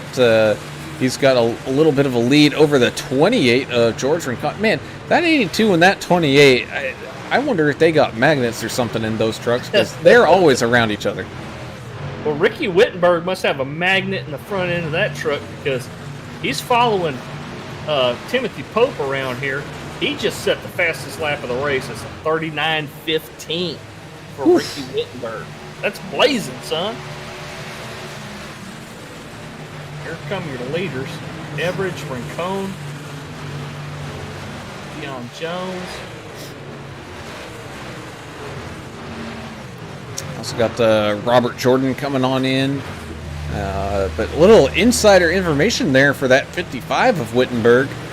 He's been racing this season injured. He did something to his shoulder and is basically racing one-handed. We were very surprised to see how well he did at Sonoma, because that requires both hands to shift up and down and drive the car at the same time. But Ricky Wittenberg putting in the effort, and that also might just go to show to people, you don't need to be gripping the wheel tight as heck and putting a lot of steering input into this thing. If anything, it's showing you gotta be smooth as fast. So Ricky Wittenberg was channeling the spirit of Ricky Bobby there when he had the cast on his arm. He's like, get my truck off the trailer, boys. I'm racing, So he's got that fighting spirit. That's right. He's half injured, right? Yeah. Ashley Osborne saying, keep on pushing, number 81, pulling for her brother, Jonathan. I've been watching his lap count. He's at least making a little bit of headway. Still out there. That's part of the battle right there, just staying out there and fighting through it. Gary Sachs says he loves Homestead. It's multi-groove. His favorite racing line there is rim riding up by the wall, just like what we were talking about. So we got a little bit of a race for the lead going on up at the front with 88 of Eric Klafka and that 221 of John Ellis. And from this point on, man, this is going to be a race of who can save the most fuel, who can save the most tires, who's going to be able to last the endurance that this race has been. As you guys have said, this has been an official, truck race. I mean, these guys could have went out there, real world, out to Michigan, jumped in one of these trucks, and this would be how long that one of those races would be. Yeah, they're 50 miles farther tonight than an actual truck race here, but I'm just watching my man Klafka here getting passed on the outside by Ellis in the 221. Not quite clear yet. The 221, now it looks like he'll be clear. We got the 257 of Russ Endicott. Ooh, it's gonna. No! Hold on to it, Eric. Man, that was getting dicey here with that 257 of Russ Endicott. Oh, no! We got big contact here, and that's going to probably bring out the caution, and it does. Oh, it did, didn't it? I cursed it. I knew that was going to happen. Jeremiah Burke just got hosed on that deal, didn't he? Oh, he took it looks like he took a swipe at the 257 as he went by, but he missed. Oh, does Swing that and a mean miss. there could be some fighting? He was pretty frustrated with that, with 257. Oh, yeah. A little bit I of just radio heard him. traffic going on. I just heard him. Man, 257 of Russell Endicott being one of those lap trucks. And still trying to, fight and stay on that lead lap. You can see that 753 get a little bit of contact there with the 88, and eventually a little contact there with that 257. I think he tried to maybe do a little too much bump drafting, caught that quarter panel. 257 was drifting up to the wall, and I think overcorrected just a little bit, and that caused what we saw here. Yeah, it's just an overcorrection. A little overcorrection came down as they were 3 wide, and man, as wide as this track is, as you can see, the 55 of Ricky Wittenberg, man, he straight on sent that thing like a Toro lawnmower down across that infield little stretch. And No, I'm trying to be devil's advocate here for the 257. Yeah, Did go ahead. Jeremiah Burke, do you think any air off the front end of his truck could have pushed him into the position that he got put into? Or was that just bad driving? No, it's just an overcorrection. But here's Alan. Tell me if I'm wrong here. The 257 has the right to fight for his position. Even though he's a lap truck. But if I'm that guy, I'm gonna try to stay up high and tell those guys, "Hey man, go low, go low, go low." But that's not how everybody races. And I know that Russ Endicott's purpose tonight was not to wreck the leaders, but that's kind of what we saw. We saw a couple of guys that, hey man, it was unfortunate, but it happens. man, as Timothy Pope, extremely quick lap time there, maybe just taking that splash of fuel and getting out, as everybody looking like they're taking very quick pit stops here, and this might be starting that situation of who's got those tires saved up, who has that extra set that they can use now for this final 20 lap run to the end. And really, I think the first person to watch is that 202 of Justin French. Oh, the old 202. I love those rookies, man. I like to see the rookies do some crazy stuff up front. Yeah. And the 999 of Jeff Snyder. Check him out in P4 right now. And Ashley Osborne saying, yeah, the 81, he's a fighter. Watch out for him. Oh, we know that. We know he's a fighter, so I'm glad to see him still run around. He's had a rough night, but you know what's crazy about Jonathan? Down. He have a rough night. He'll still run through it. He has a great night. It doesn't matter. The guy is just a positive energy out here for Yeah, he is, for sure. for these guys, Vigilante Racing League. If you don't know his story, check it out on the Vigilante Report because it is awesome. So Ricky Wittenberg and Mike Adamson talking back and forth. They're kind of looking at damage on each other's truck, talking about it on the radio. 999 has a little bit of right rear damage, as does the 7.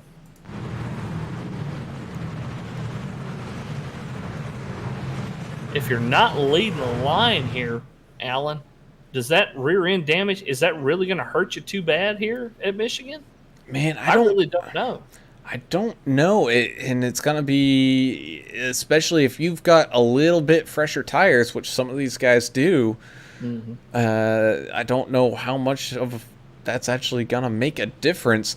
As we're heading down this back straightaway, we're gonna be going back to green flag racing with 21 laps to go here at Michigan. Timothy Pope with that blistering pit stop, able to jump out in front of that 221 of John Ellis. I think John Ellis might have taken 2 tires there with that 10.5 second pit stop. So, man, this is starting to get down close and to it. Who has the tires? Everybody has the fuel. And who has the guts to bring this one home here tonight? Pace car peeling off down pit lane as we get ready to get this one back started. Oh, we're going to have a big checkup at the rear end of this field. Cars dipping and dodging all over the place. I think that might have been the 81 of Jonathan Osborne taking a quick little trip through the grass, but doesn't seem, other than that, too much happening back there. Is that 728 gets a great restart out in front, but here comes that 7 looking to slice and dice his way up through this top of the field. He's got that 202 of Justin French right behind him, and got the 88 of, excuse me, the 51 of Adamson, as well as that 33 of Vaught up there. Got 55 of Ricky Wittenberg lurking in wait as we got a little bit of contact. Oh no! Oh man! That's gonna have to be a caution. Oh Big yeah. one. Well, he had that one truck straighten it out. We'll have to check that one out. 221 and the 51. Looks like, oh no, the 202 and the 51 is where it started. Jonathan Ellis claimed that was his fault. Yeah, he is not happy with himself. Very apologetic on the radio. And let us The 50. Let's see here. go back and watch exactly what happened here as they were approaching 3 wide, coming out of turn number 4. It looked like the 51 might have squeezed up just a little bit. Or the 202. I think that was the man, that's hard to call. Well, that's a case of 2 trucks trying to occupy the same spot. The 202 looked like he was holding his line. The 51 looked like he was trying to dip to the inside of the 7.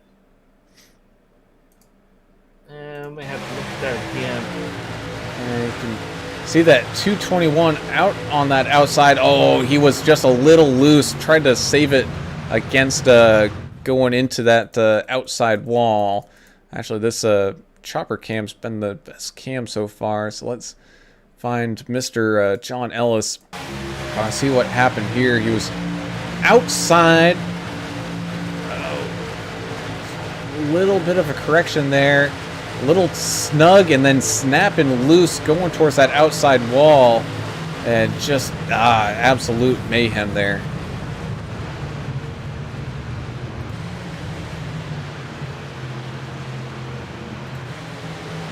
Man, what a view of it you had there, Brown. Crazy.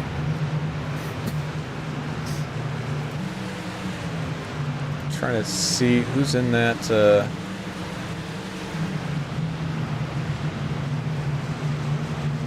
believe that's a 999 of Jeff Snyder. Yes, it is. So let's take a ride here with Jeff Snyder. As it happened right in front of him, he absolutely plows over that 221, but nothing he could have done there. Everything was going fine. Next thing you know, you see a truck sideways in front of you, and you got absolutely no time or space to do anything about it. He straight flipped him. Wow. But he kept it straight. Jeff Snyder in the 999. able to salvage that truck and keep it straight. Stay alive, man. That's what he did. That is exactly what he did. As I think the lights on the pace car are back off, so we're going to be going back to green flag racing with Timothy Pope up at the front with the 7 of Russ Kilgore on that outside line.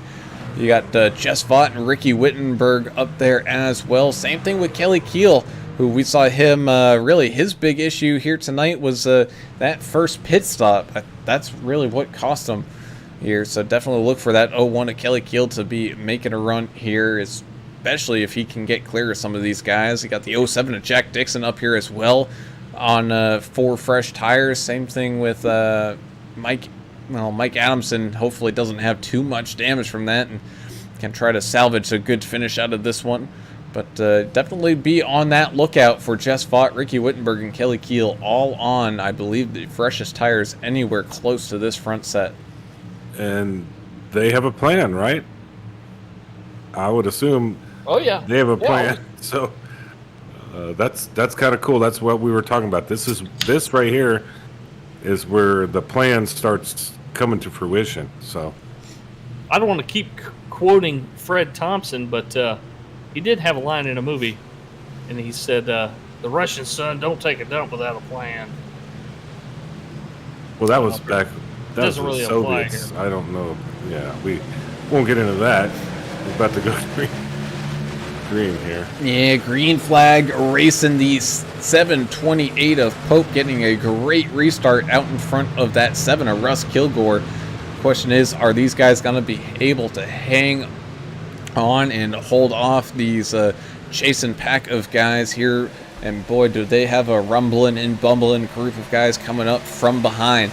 You got Jess Vaught, Kelly Keel, and Ricky Wittenberg, as well as the 82 of Mike Everidge, trying to make some noise here in the late stages of this race. The 7 is under attack by that 33 of Jess Vaught. Looking through the inside, looks like Vaught will be able to clear him pretty easily. So now it's up to Timothy Pope to try to hang on and hold up this group of trucks trying to make their way up through this field and get some of their best finishes here tonight. Jess Vaught, one of those guys, the last few weeks, man, he's finished in second place just about every single time, looking to get his first win on the season. He got his first win here at Vigilante back at Milwaukee, so he might be one of those northern Midwestern racers who does really well at some of these tracks. Yeah, anything can happen here, but I think strategy is going to play something into it. We have a couple of trucks out there that did take no tires or 2 tires. So we'll have to wait and see what happens out here. Chan the Man making a big run on the inside of the 204. That is for about 10th spot. As well as up at the front, Jess Vaught just has his front nose to that back bumper of the 728 of Pope. They're going to be side by side here going through turns 3 and 4. Kelly Keel trying to squeeze down and follow Jess all the way through this one to try to get his way back up into the lead here. The 82 of Everidge is thinking the same exact thing. You can also see that 28 of George Rincon, one of those guys that you can definitely try to guesstimate where he's going to end up here. He's a solid racer here in the closing stages of races, trying to make some last minute moves as the 33 gets clear of the 728 and takes the lead. The 01 of Kelly Keel trying to do the exact same thing, get clear of that 728, and he does. So Vaught and Keel now move up into that 1 and 2 spot with that 82 and the 28 now trying to make their move as well. Well, it looks like my guy Klafka might be out of it. He's been sitting in the pits for right at a minute. A lot of damage, maybe out of contention. Oh man, you got a loose truck. Oh, couple loose. Wrecking. 7 is going down and gets big wreck. time. Oh, we're gonna have another caution here tonight. Oh, the 2 of Albert Anderson gets involved in that one. Hot Rod Mayberry's able to get away pretty scot-free. I think Chandler Paul got involved in that one. Russ Kilgore getting involved in that one. Albert Anderson didn't have. He had some choice words. Yeah, he was pissed. He's not say that. happy. Let's go back and see what caused Russ that. Kilgore is not happy as well, so I have to watch that one again. All right, so let's stop it there because this kind of all started up towards the front with Timothy Pope really cooked it down into turns 1 and 2. He was down low on that inside line, and then it was kind of behind him, I think, just reactionary measures here happening with the 7 of Kilgore. Let's try to see if we... Oh, yeah, the 82 drifted up the track to avoid the... that 728 of Pope a little bit there. Trying to get one more good camera view. Yeah, and I get the frustration, but I mean that's racing right there. Pope overdrove it, kind of like right, and then here we are in 2. We're, And so The checkup is what causes the wrecking, I think. right. it is, and unfortunately it was a pinball after that, so you can see the 7, which Yeah, I gets hate into to the see that. 3, which gets into the 72 of Chandler Paul, unfortunately. And that caused that 72 to get up into Albert Anderson and a few other trucks on that high line. And that is how everybody found their way to getting some damage here tonight. Well, I mean, look, Empress, I think, are short. We may have helmet throwing. This is my kind of race. But just like I said, coming in out of 2, I think as Pope was coming in 2, he was kind of losing it and corrected himself. But people behind him were, they're trying to race, man. They're trying to get up front and cause a huge issue. And, man. So everybody that doesn't have damage, with a fast repair to fix it, they're going to stay out here. We're going to go green with about 8 to go. So we see a few guys pitting, but those are the guys that have the big damage. What are we going to see here at the end? I mean, we got a couple of green-white checker opportunities, I believe. We just have one. We have one. One Wow. official one. So if we get another quick caution, that will, however the math pans out here. Right. So the possibility of 2, but official green-white checker bonus race in action here tonight. We only have 1 attempt. And I know these guys definitely do not want to finish under caution. They want to try to let the racers race it out as much as possible here, as Jess Vaught is in the lead with Kelly Keel going to be restarting on his outside. George Rincon is up there as well, right beside the 82 of Mike Everidge. 55 of Ricky Wittenberg, who is running really strong out there tonight. Especially in kind of like the middle stages. He's going to be starting inside of the 07 of Jack the Ripper Dixon. Looks like our couple newbies here, the 204 of Robert Jordan and the 221 of John Ellis, are going to be right around each other as well. Both those guys, however, are not on the freshest of tires by the looks of it, so we'll just have to see how that all pans out. But we're going to be going back to green flag racing here. 9 laps to go, a 9-lap shootout to the finish here to try to figure out who the winner at Michigan is going to be. But what I do know for a fact, this is going to shake up some of those championship standings. No, it looks like it. We got to get that drinking helmet on there, Brown. This is going to be some fun stuff.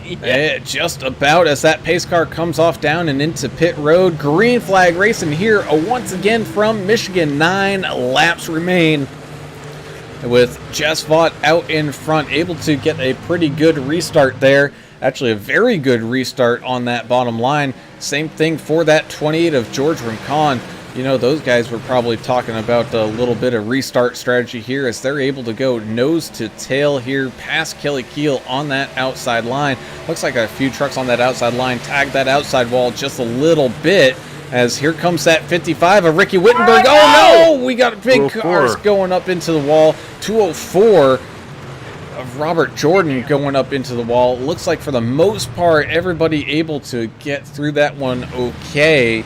Not Jack the Ripper Dixon. His truck is screwed up, son. Well, the 221 of John Ellis was sitting there. It looked like 3 wide.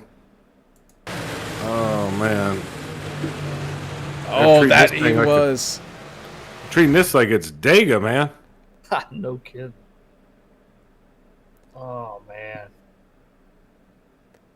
Go back to the great chopper view. Thankfully, our chopper pilot's amazing here at iRacing. And oh, that 204 started off as netcode, but eventually turned into actual contact. Just kind of kept sliding and sliding up the track ever so slightly, which caught that 221 into that 07 of Jack the Ripper Dixon.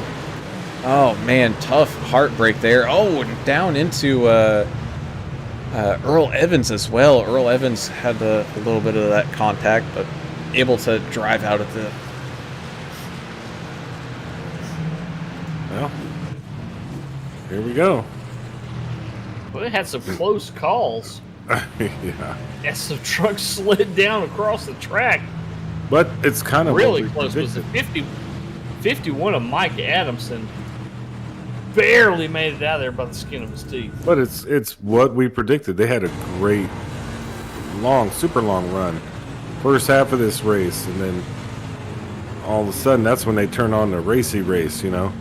That's when they turn on the real driver in them, and they're like, send it, son. Let's do it. And some of these guys didn't get the memo. And Are you that's gonna what watch happens. this from the 51's view? Because that's probably going to be the best one you're going to see. That is really good. exactly what we just saw there is that view with the 51, Wow. man. He squeezed down in as tight as he could get to Timothy Pope there on that bottom. And he's got the chrome there. You know, you can deal with that chrome. Unbelievable. I don't know how he squeezed through there. That was nuts, boy. Well, this is my kind of race now. Maybe change of drawers in order for the 51. No, you use the astronaut underwear, man. These guys are fine. They know what's going on here. Probably about one to go after this one, huh, Brown?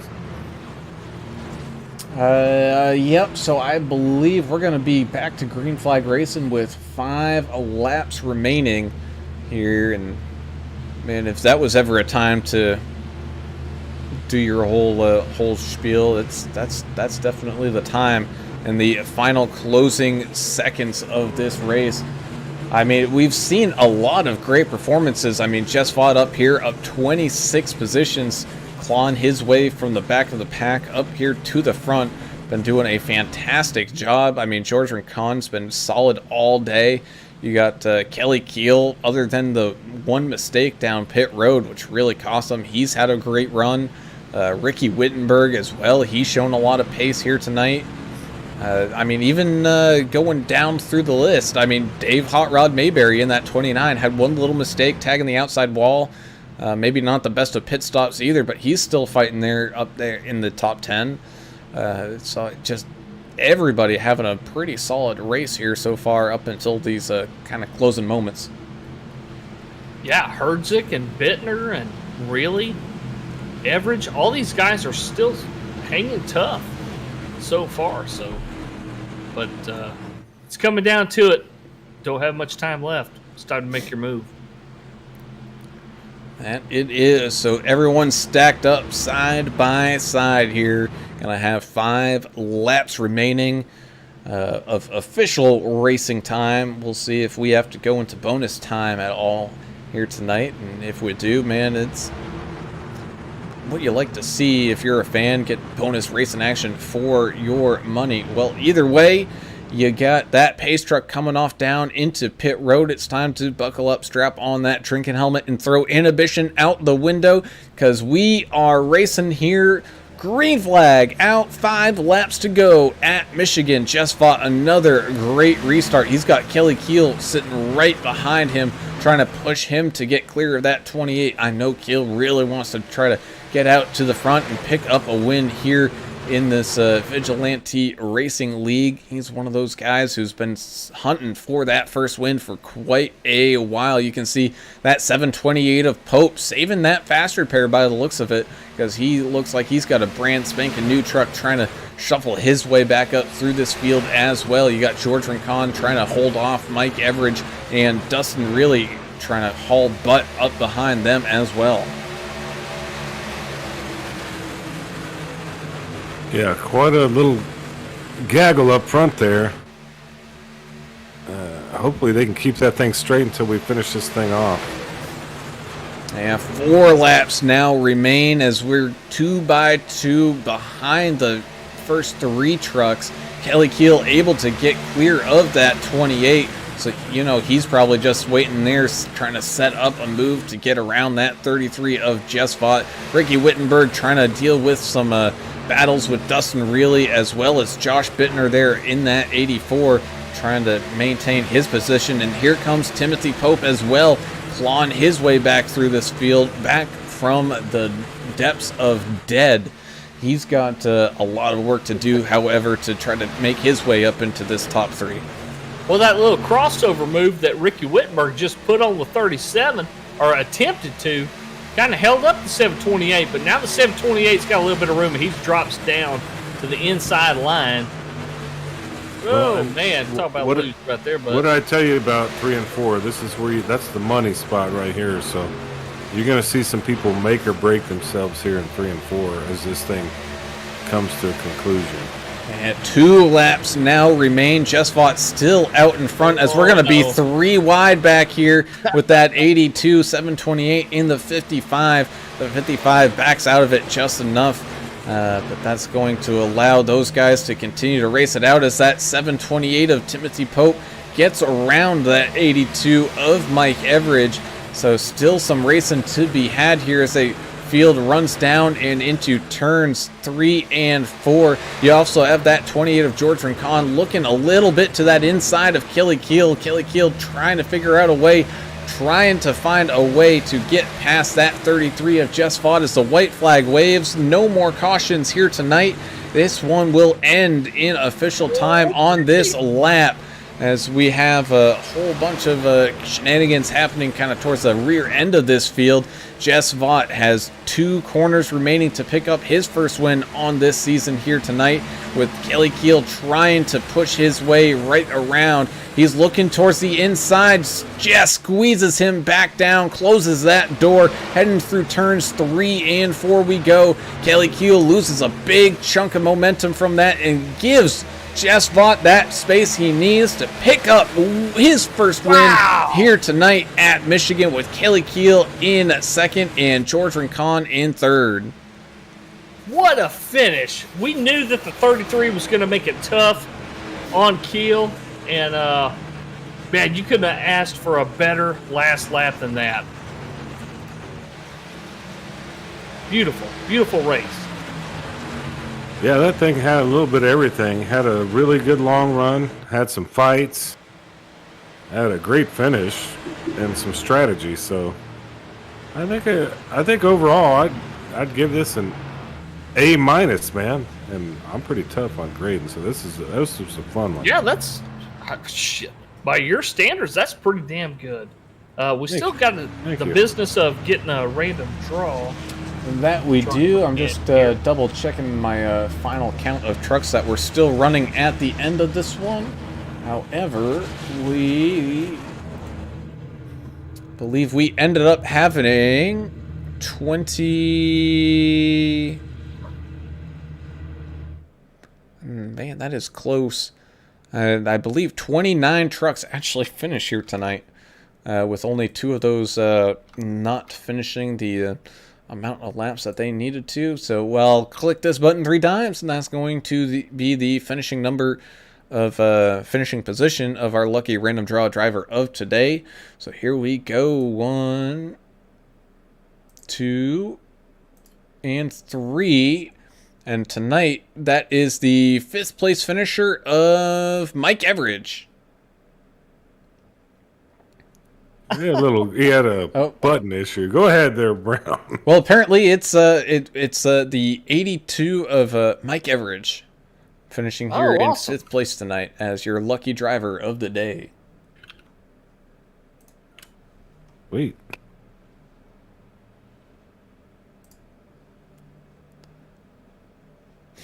Yeah, it looks like everyone. Discord has not been kind to you tonight. It has not been. You or Turner. It's kind of abused y'all a little bit. These guys get set up for their top 3 picture. We see some well-deserved burnouts. I know Jess Vaught, he's the founder of this league. He's his wife is the does all the race control stuff, and she does a great job. Super unbiased. She even penalized him a couple of times, so we know it's all above board. But he's been practicing for this burnout as you see him go down. And he blew the motor. and yeah, pop goes the engine on that one. That's, Yes, he did. Man, a long time coming this season for Jess Vaught, finally picking up that win. But we can start tonight's interviews underway here with that 01 of Kelly Keel. Get him up here. Kelly, congratulations getting that 2nd place here tonight. You were looking really well early on in that run. Just a little mishap on pit road that first time down, but able to come back and try to fight Jess here for the win. But man, it looked like it was a tough run there. It was very tough. Yeah, I downshifted too early coming into that first pit stop, and obviously I hit the wall, and I was just like, I was ready to quit. Jess is like, oh, don't do that. So, and then just coming back through the field was tough. But yeah, I tried to pass Jess on that last lap there on coming, but he blocked me. So I'm happy for him. We finally got 1-2. So.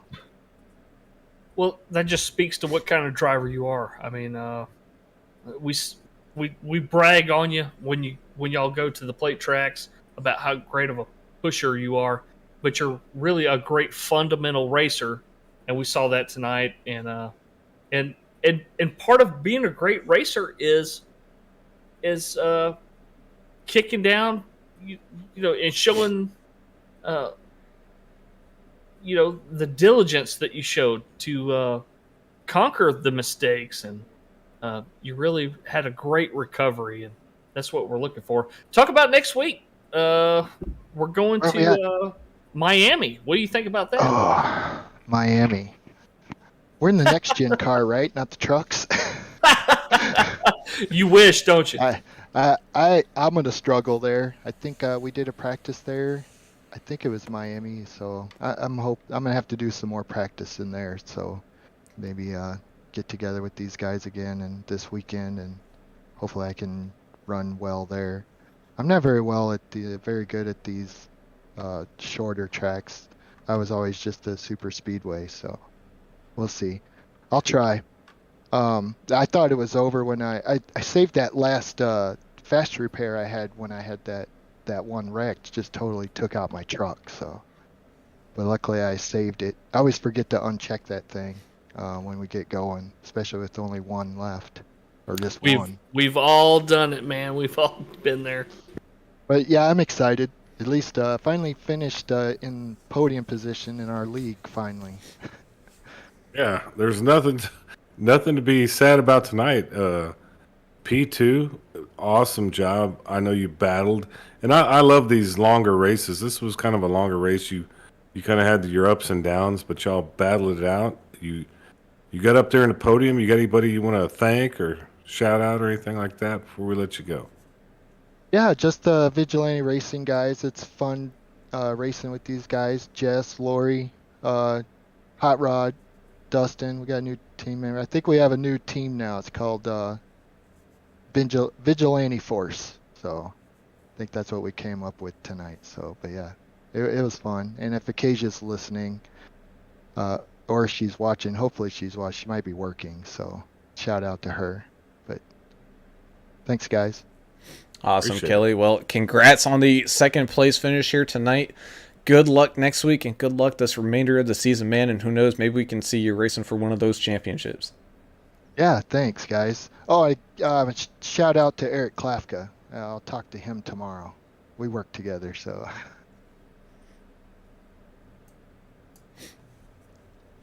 All right. So with that, let's go down to our random draw driver of the day, and that's that 82 of Mike Everidge, having a solid 5th place finish here tonight, up 11 spots from where you started.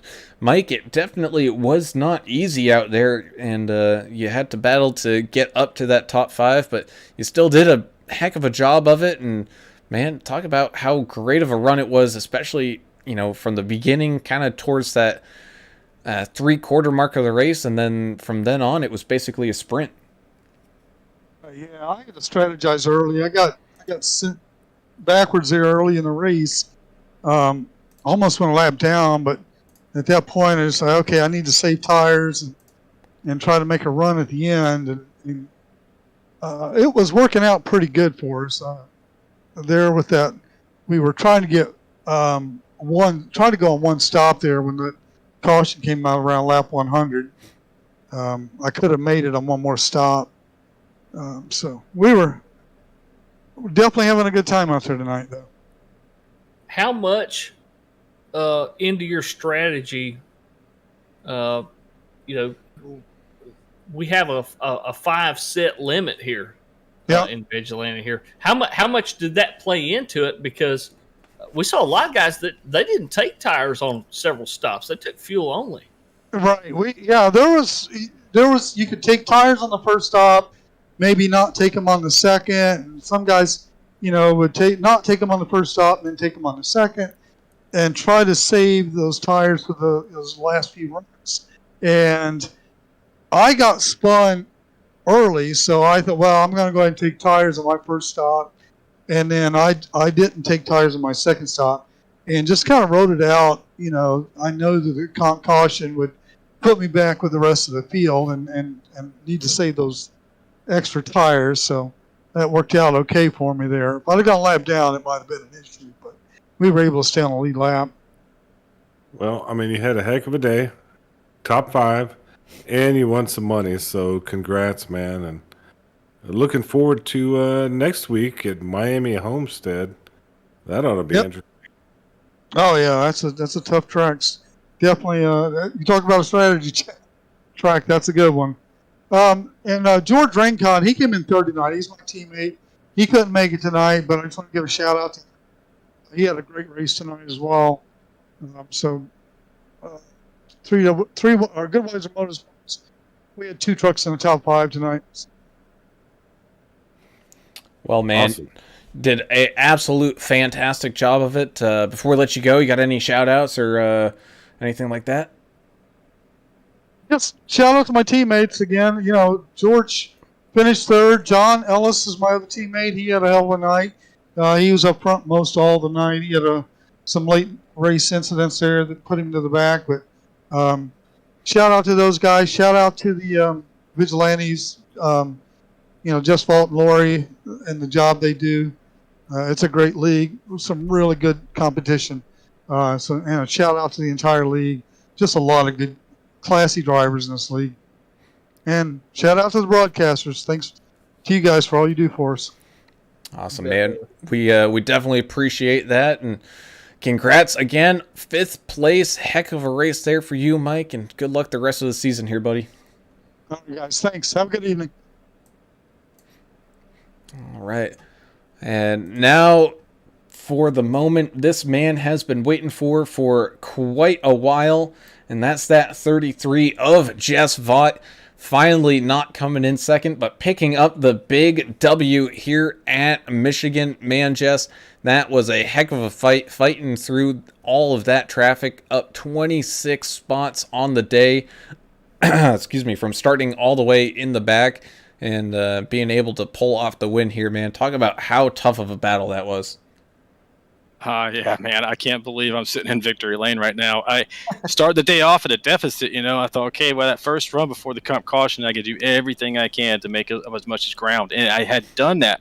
I wanted to get in the top 5. I think I was sitting 4th or 5th going in the pits on the comp caution, and I sped. I don't know if you guys caught that on the broadcast. No, we did Yeah, not. I sped, and it put me back, I want to say 20 something, and I just had to go back to work again, man. And I think I got a little fortunate with a couple of the cautions towards the end. Don't know if I would have had the pace. I'm fast here. I don't know if I would have had the pace though to be able to make up that ground from that speeding penalty without the cautions. Well, it's been a long time coming, as we said, and this is really going to tighten up the race for first place, as you're sitting in second right behind Tim Pope. I haven't done the math yet, so don't quote me on anything, but it's going to be a lot tighter than it was. What are you expecting next week at Miami? Because it's a lot flatter than here. You got a lot more tire wear going to be happening on those right fronts. Talk us through it, man. What do you expect next week? A lot of drivers are good at Miami.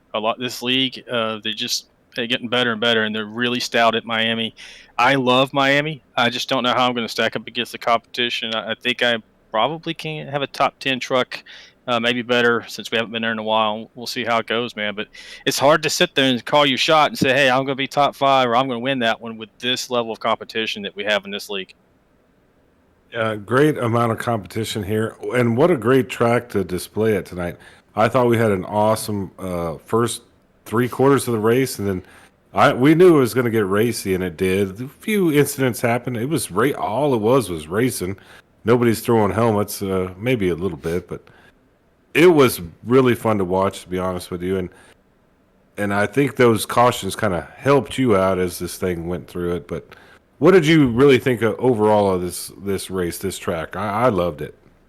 Yeah, I did too. I mean, I felt like at first, if that caution, once I got up there behind Tim, and Tim had a little bit older tires on me, I felt like I had the race because I was passing him, if you guys remember there. But I knew he had a set of tires in the pits, and he went in, and I was like, oh, there he goes. Went back to, I think, 18th, and it was just a matter of whether or not he got the brakes he needed to get up through there. And I think he finished 4th. So of course, in quintessential Tim Pope fashion, he's still up in the money, almost in the money. Yeah, I just thought it was tough race, tough track. Feel a little bit messy at the end there. A few guys were throwing helmets. You guys didn't. I don't know if you heard it. So we'll have to sort all that out. It was fun though. I mean, and there was I didn't see one ill-intended thing that happened. I just saw frustration, and that kind of stuff happens. I saw a swing and a miss during caution. I'm not going to mention who the drivers were, but I did see a swing and a miss happen. And Josh Bittner did say on YouTube, he said it's going to be an interesting incident report for this week. Yeah, it's going to be interesting. I'm happy that I won.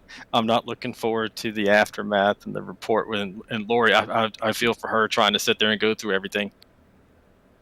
Yeah, man. And as always, we got Lori up here joining you here finally in victory lane. I know, Lori, you were kind of tempted to start maybe kicking Jess out to the couch for buying all the rig and all the special stuff if he wasn't going to pick up one of these wins and find some speed, but he finally did it. But you had a very tough job today holding that, yellow flag trigger on some of those incidents, but you saved them for when it absolutely needed to come out, and I'd say top-notch decision-making here tonight, Lori. Thank you. I appreciate it. And by the way, he's been on the couch for some time now. Oh, man. But yeah, no, it's yeah, I enjoy it. It's not okay to throw cautions for 1 or 2 cars. I mean, I want to, but it's just not real racing. So I tend to save them for when it's necessary. I'm sure that some people disagree or complain, but it's just what we have to do, Yeah, we're trying to keep it going, so as much entertainment value as possible and fun for us too. But boy, isn't she a tough car owner, man? Put me on the couch. I'm telling you.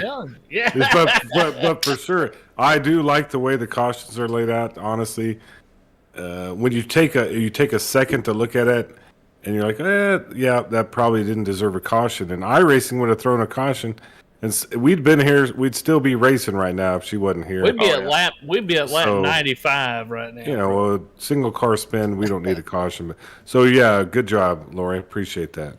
Thank you. I appreciate it. It's in the moment when I've got 23 people in my ear screaming, "Oh my God," or whatever, caution or wreck. I have to go back and look and just, so it's, but yeah, I enjoy it and I love it. So It's definitely not easy. We know that. And we're doing the same thing. I kind of question it, and I actually get the time to look back, and I'm like, man, great call. Great call there, because we keep going, keep racing, and tonight was perfect. I thought it was awesome, man. Great race tonight. thank you. I question myself a lot, but then when I go back and watch it, I'm like, okay, yeah, I should not have thrown that, or I should have. So Yeah, even better than Victory Circle. I get to sleep in a bed tonight, guys. Hey, awesome, dude. Congrats on Good that on one. you, man. That's why I was so hungry for the victory. Well, man, definitely well deserved. Gonna get yourself a great night's sleep. But before I let you go, you got any shout outs or anything like that?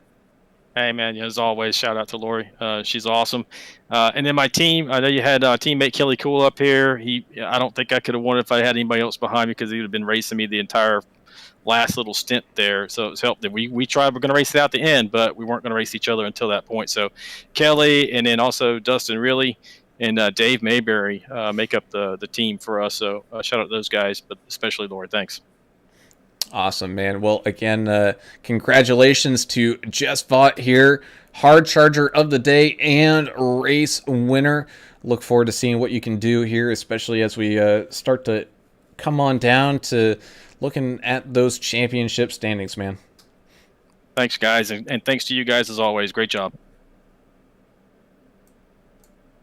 good night, guys. Thank you. Appreciate it. Y'all take care. All right, let's get this thing rolling, man. That was a heck of a race. I don't know what y'all thought. I actually, man, I love Michigan. I don't care if we did see it 8 times in a row. It has been a really cool, That's really just cool what it night. seems like, but No, I'm it's always exaggerating. fun Honestly. here, It man. was a really good race. yeah, awesome. That it was. Well, as we do wind things down here, let's start the post-race shenanigans here with our finishing order. With that 33, of Jess Vaught picking up the win, up 26 spots. He is your hard charger of the day. A great drive there from that 33. You got the 01 of Kelly Keel also having a solid night, coming back from adversity there to finish in second. Same thing with that 28 of George Rincon, up 16 spots on the day. So a great run from George there in third. You got in fourth, that 728 of Timothy Pope, up 21 spots himself. Did a fantastic job. Just got into a little bit of problems there with one of those late cautions. Otherwise, I think we'd possibly be talking to him here in the victory lane. You also got in fifth that 88 of Mike Everidge, or excuse me, the 82 of Mike Everidge, up 11 spots in fifth. So great run from Mike. Same thing with Hot Rod Mayberry, the 29 machine, finishing here in sixth. Pretty good run from him. You had the 254 at Dale Adamson having a good run himself as well, finishing in seventh, with Ricky Wittenberg in that 55, finishing in 8th. You got Mike Adamson, 51, finishing in 9th, with the 37 of Dustin Really rounding out tonight's top 10. The 84 of Josh Bittner will finish in 11th place tonight. The 7 machine of Russ Kilgore finishing in 12th. In 13th, you've got the 999 of Jeff Snyder. Saw a lot of good moves from him tonight. He's up a bunch of spots to finish in 13th. The 14 of John Herzig will finish right where he started in 14th. So he started 14th, his number is 14, he finished 14th. So, wow. That's kind of crazy. Hey man, maybe play the lottery tomorrow. And the 204 of Robert Jordan will finish in 15th, up a bunch of spots. He started dead last and finished middle of the pack. So great run by Robert Jordan. Dion Jones will finish in 16th place. The 15 of Jeff Green will finish in 17th. 18th place will go to Rob Green in the 91. And Earl Evans in the 203 finishing in 19th place. And the Polish Prince, Brian Jablonski in the 17 will round out your top 20. Yeah, there you go. And then America's driver, Albert Anderson, had a rough night. Might have to change that paint, Albert. That was, you had a rough night, but Bad juju on that paint. I think so. 88, Eric Klafka. He just, English talked about him too much, so. Yeah, it might be my fault. 22nd place. Number 3, Austin Paul, 23rd. 257, Russell Endicott in 24th. The 07 of Jack Dixon in 25th. 221 of John Ellis, 26th. 81 of Jonathan Osborne. What a fight, man. He actually made some spots up. He fought through it, so good on him, 27th. Chandler Paul, 28th. Chan the man. 753 of Jeremiah Burke. We don't normally see him at the bottom here. 29th, Justin French, 30th, and Jeffrey Ottinger, which I know he wasn't happy. I saw some messages and whatnot, so he ended up in 31st. But man, what a overall great race, guys. That it was, and with that, we thank you all for tuning in and watching, hanging out with us. You guys are the reason why we do this and why we enjoy doing this all that much.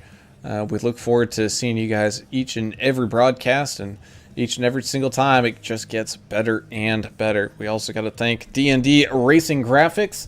That is Mr. Ricky Wittenberg's side gig of painting these cars and trucks and anything that's got a flat surface. If you need a quality, A-plus quality, I should say, custom paint job here, definitely go hit him up on Trading Paints or wherever, and get yourself a great looking paint. Because if you look through this field and look at the paint jobs that some of these guys have, at least 10 of them, if not more, are from him. So he puts in all that hard work and makes these trucks look really, really good. So go give him some love if you need some of that customized paint stuff going on, as well as if you're looking to buy a house or sell it anywhere within the United States. I think he's even got contacts out in Alaska.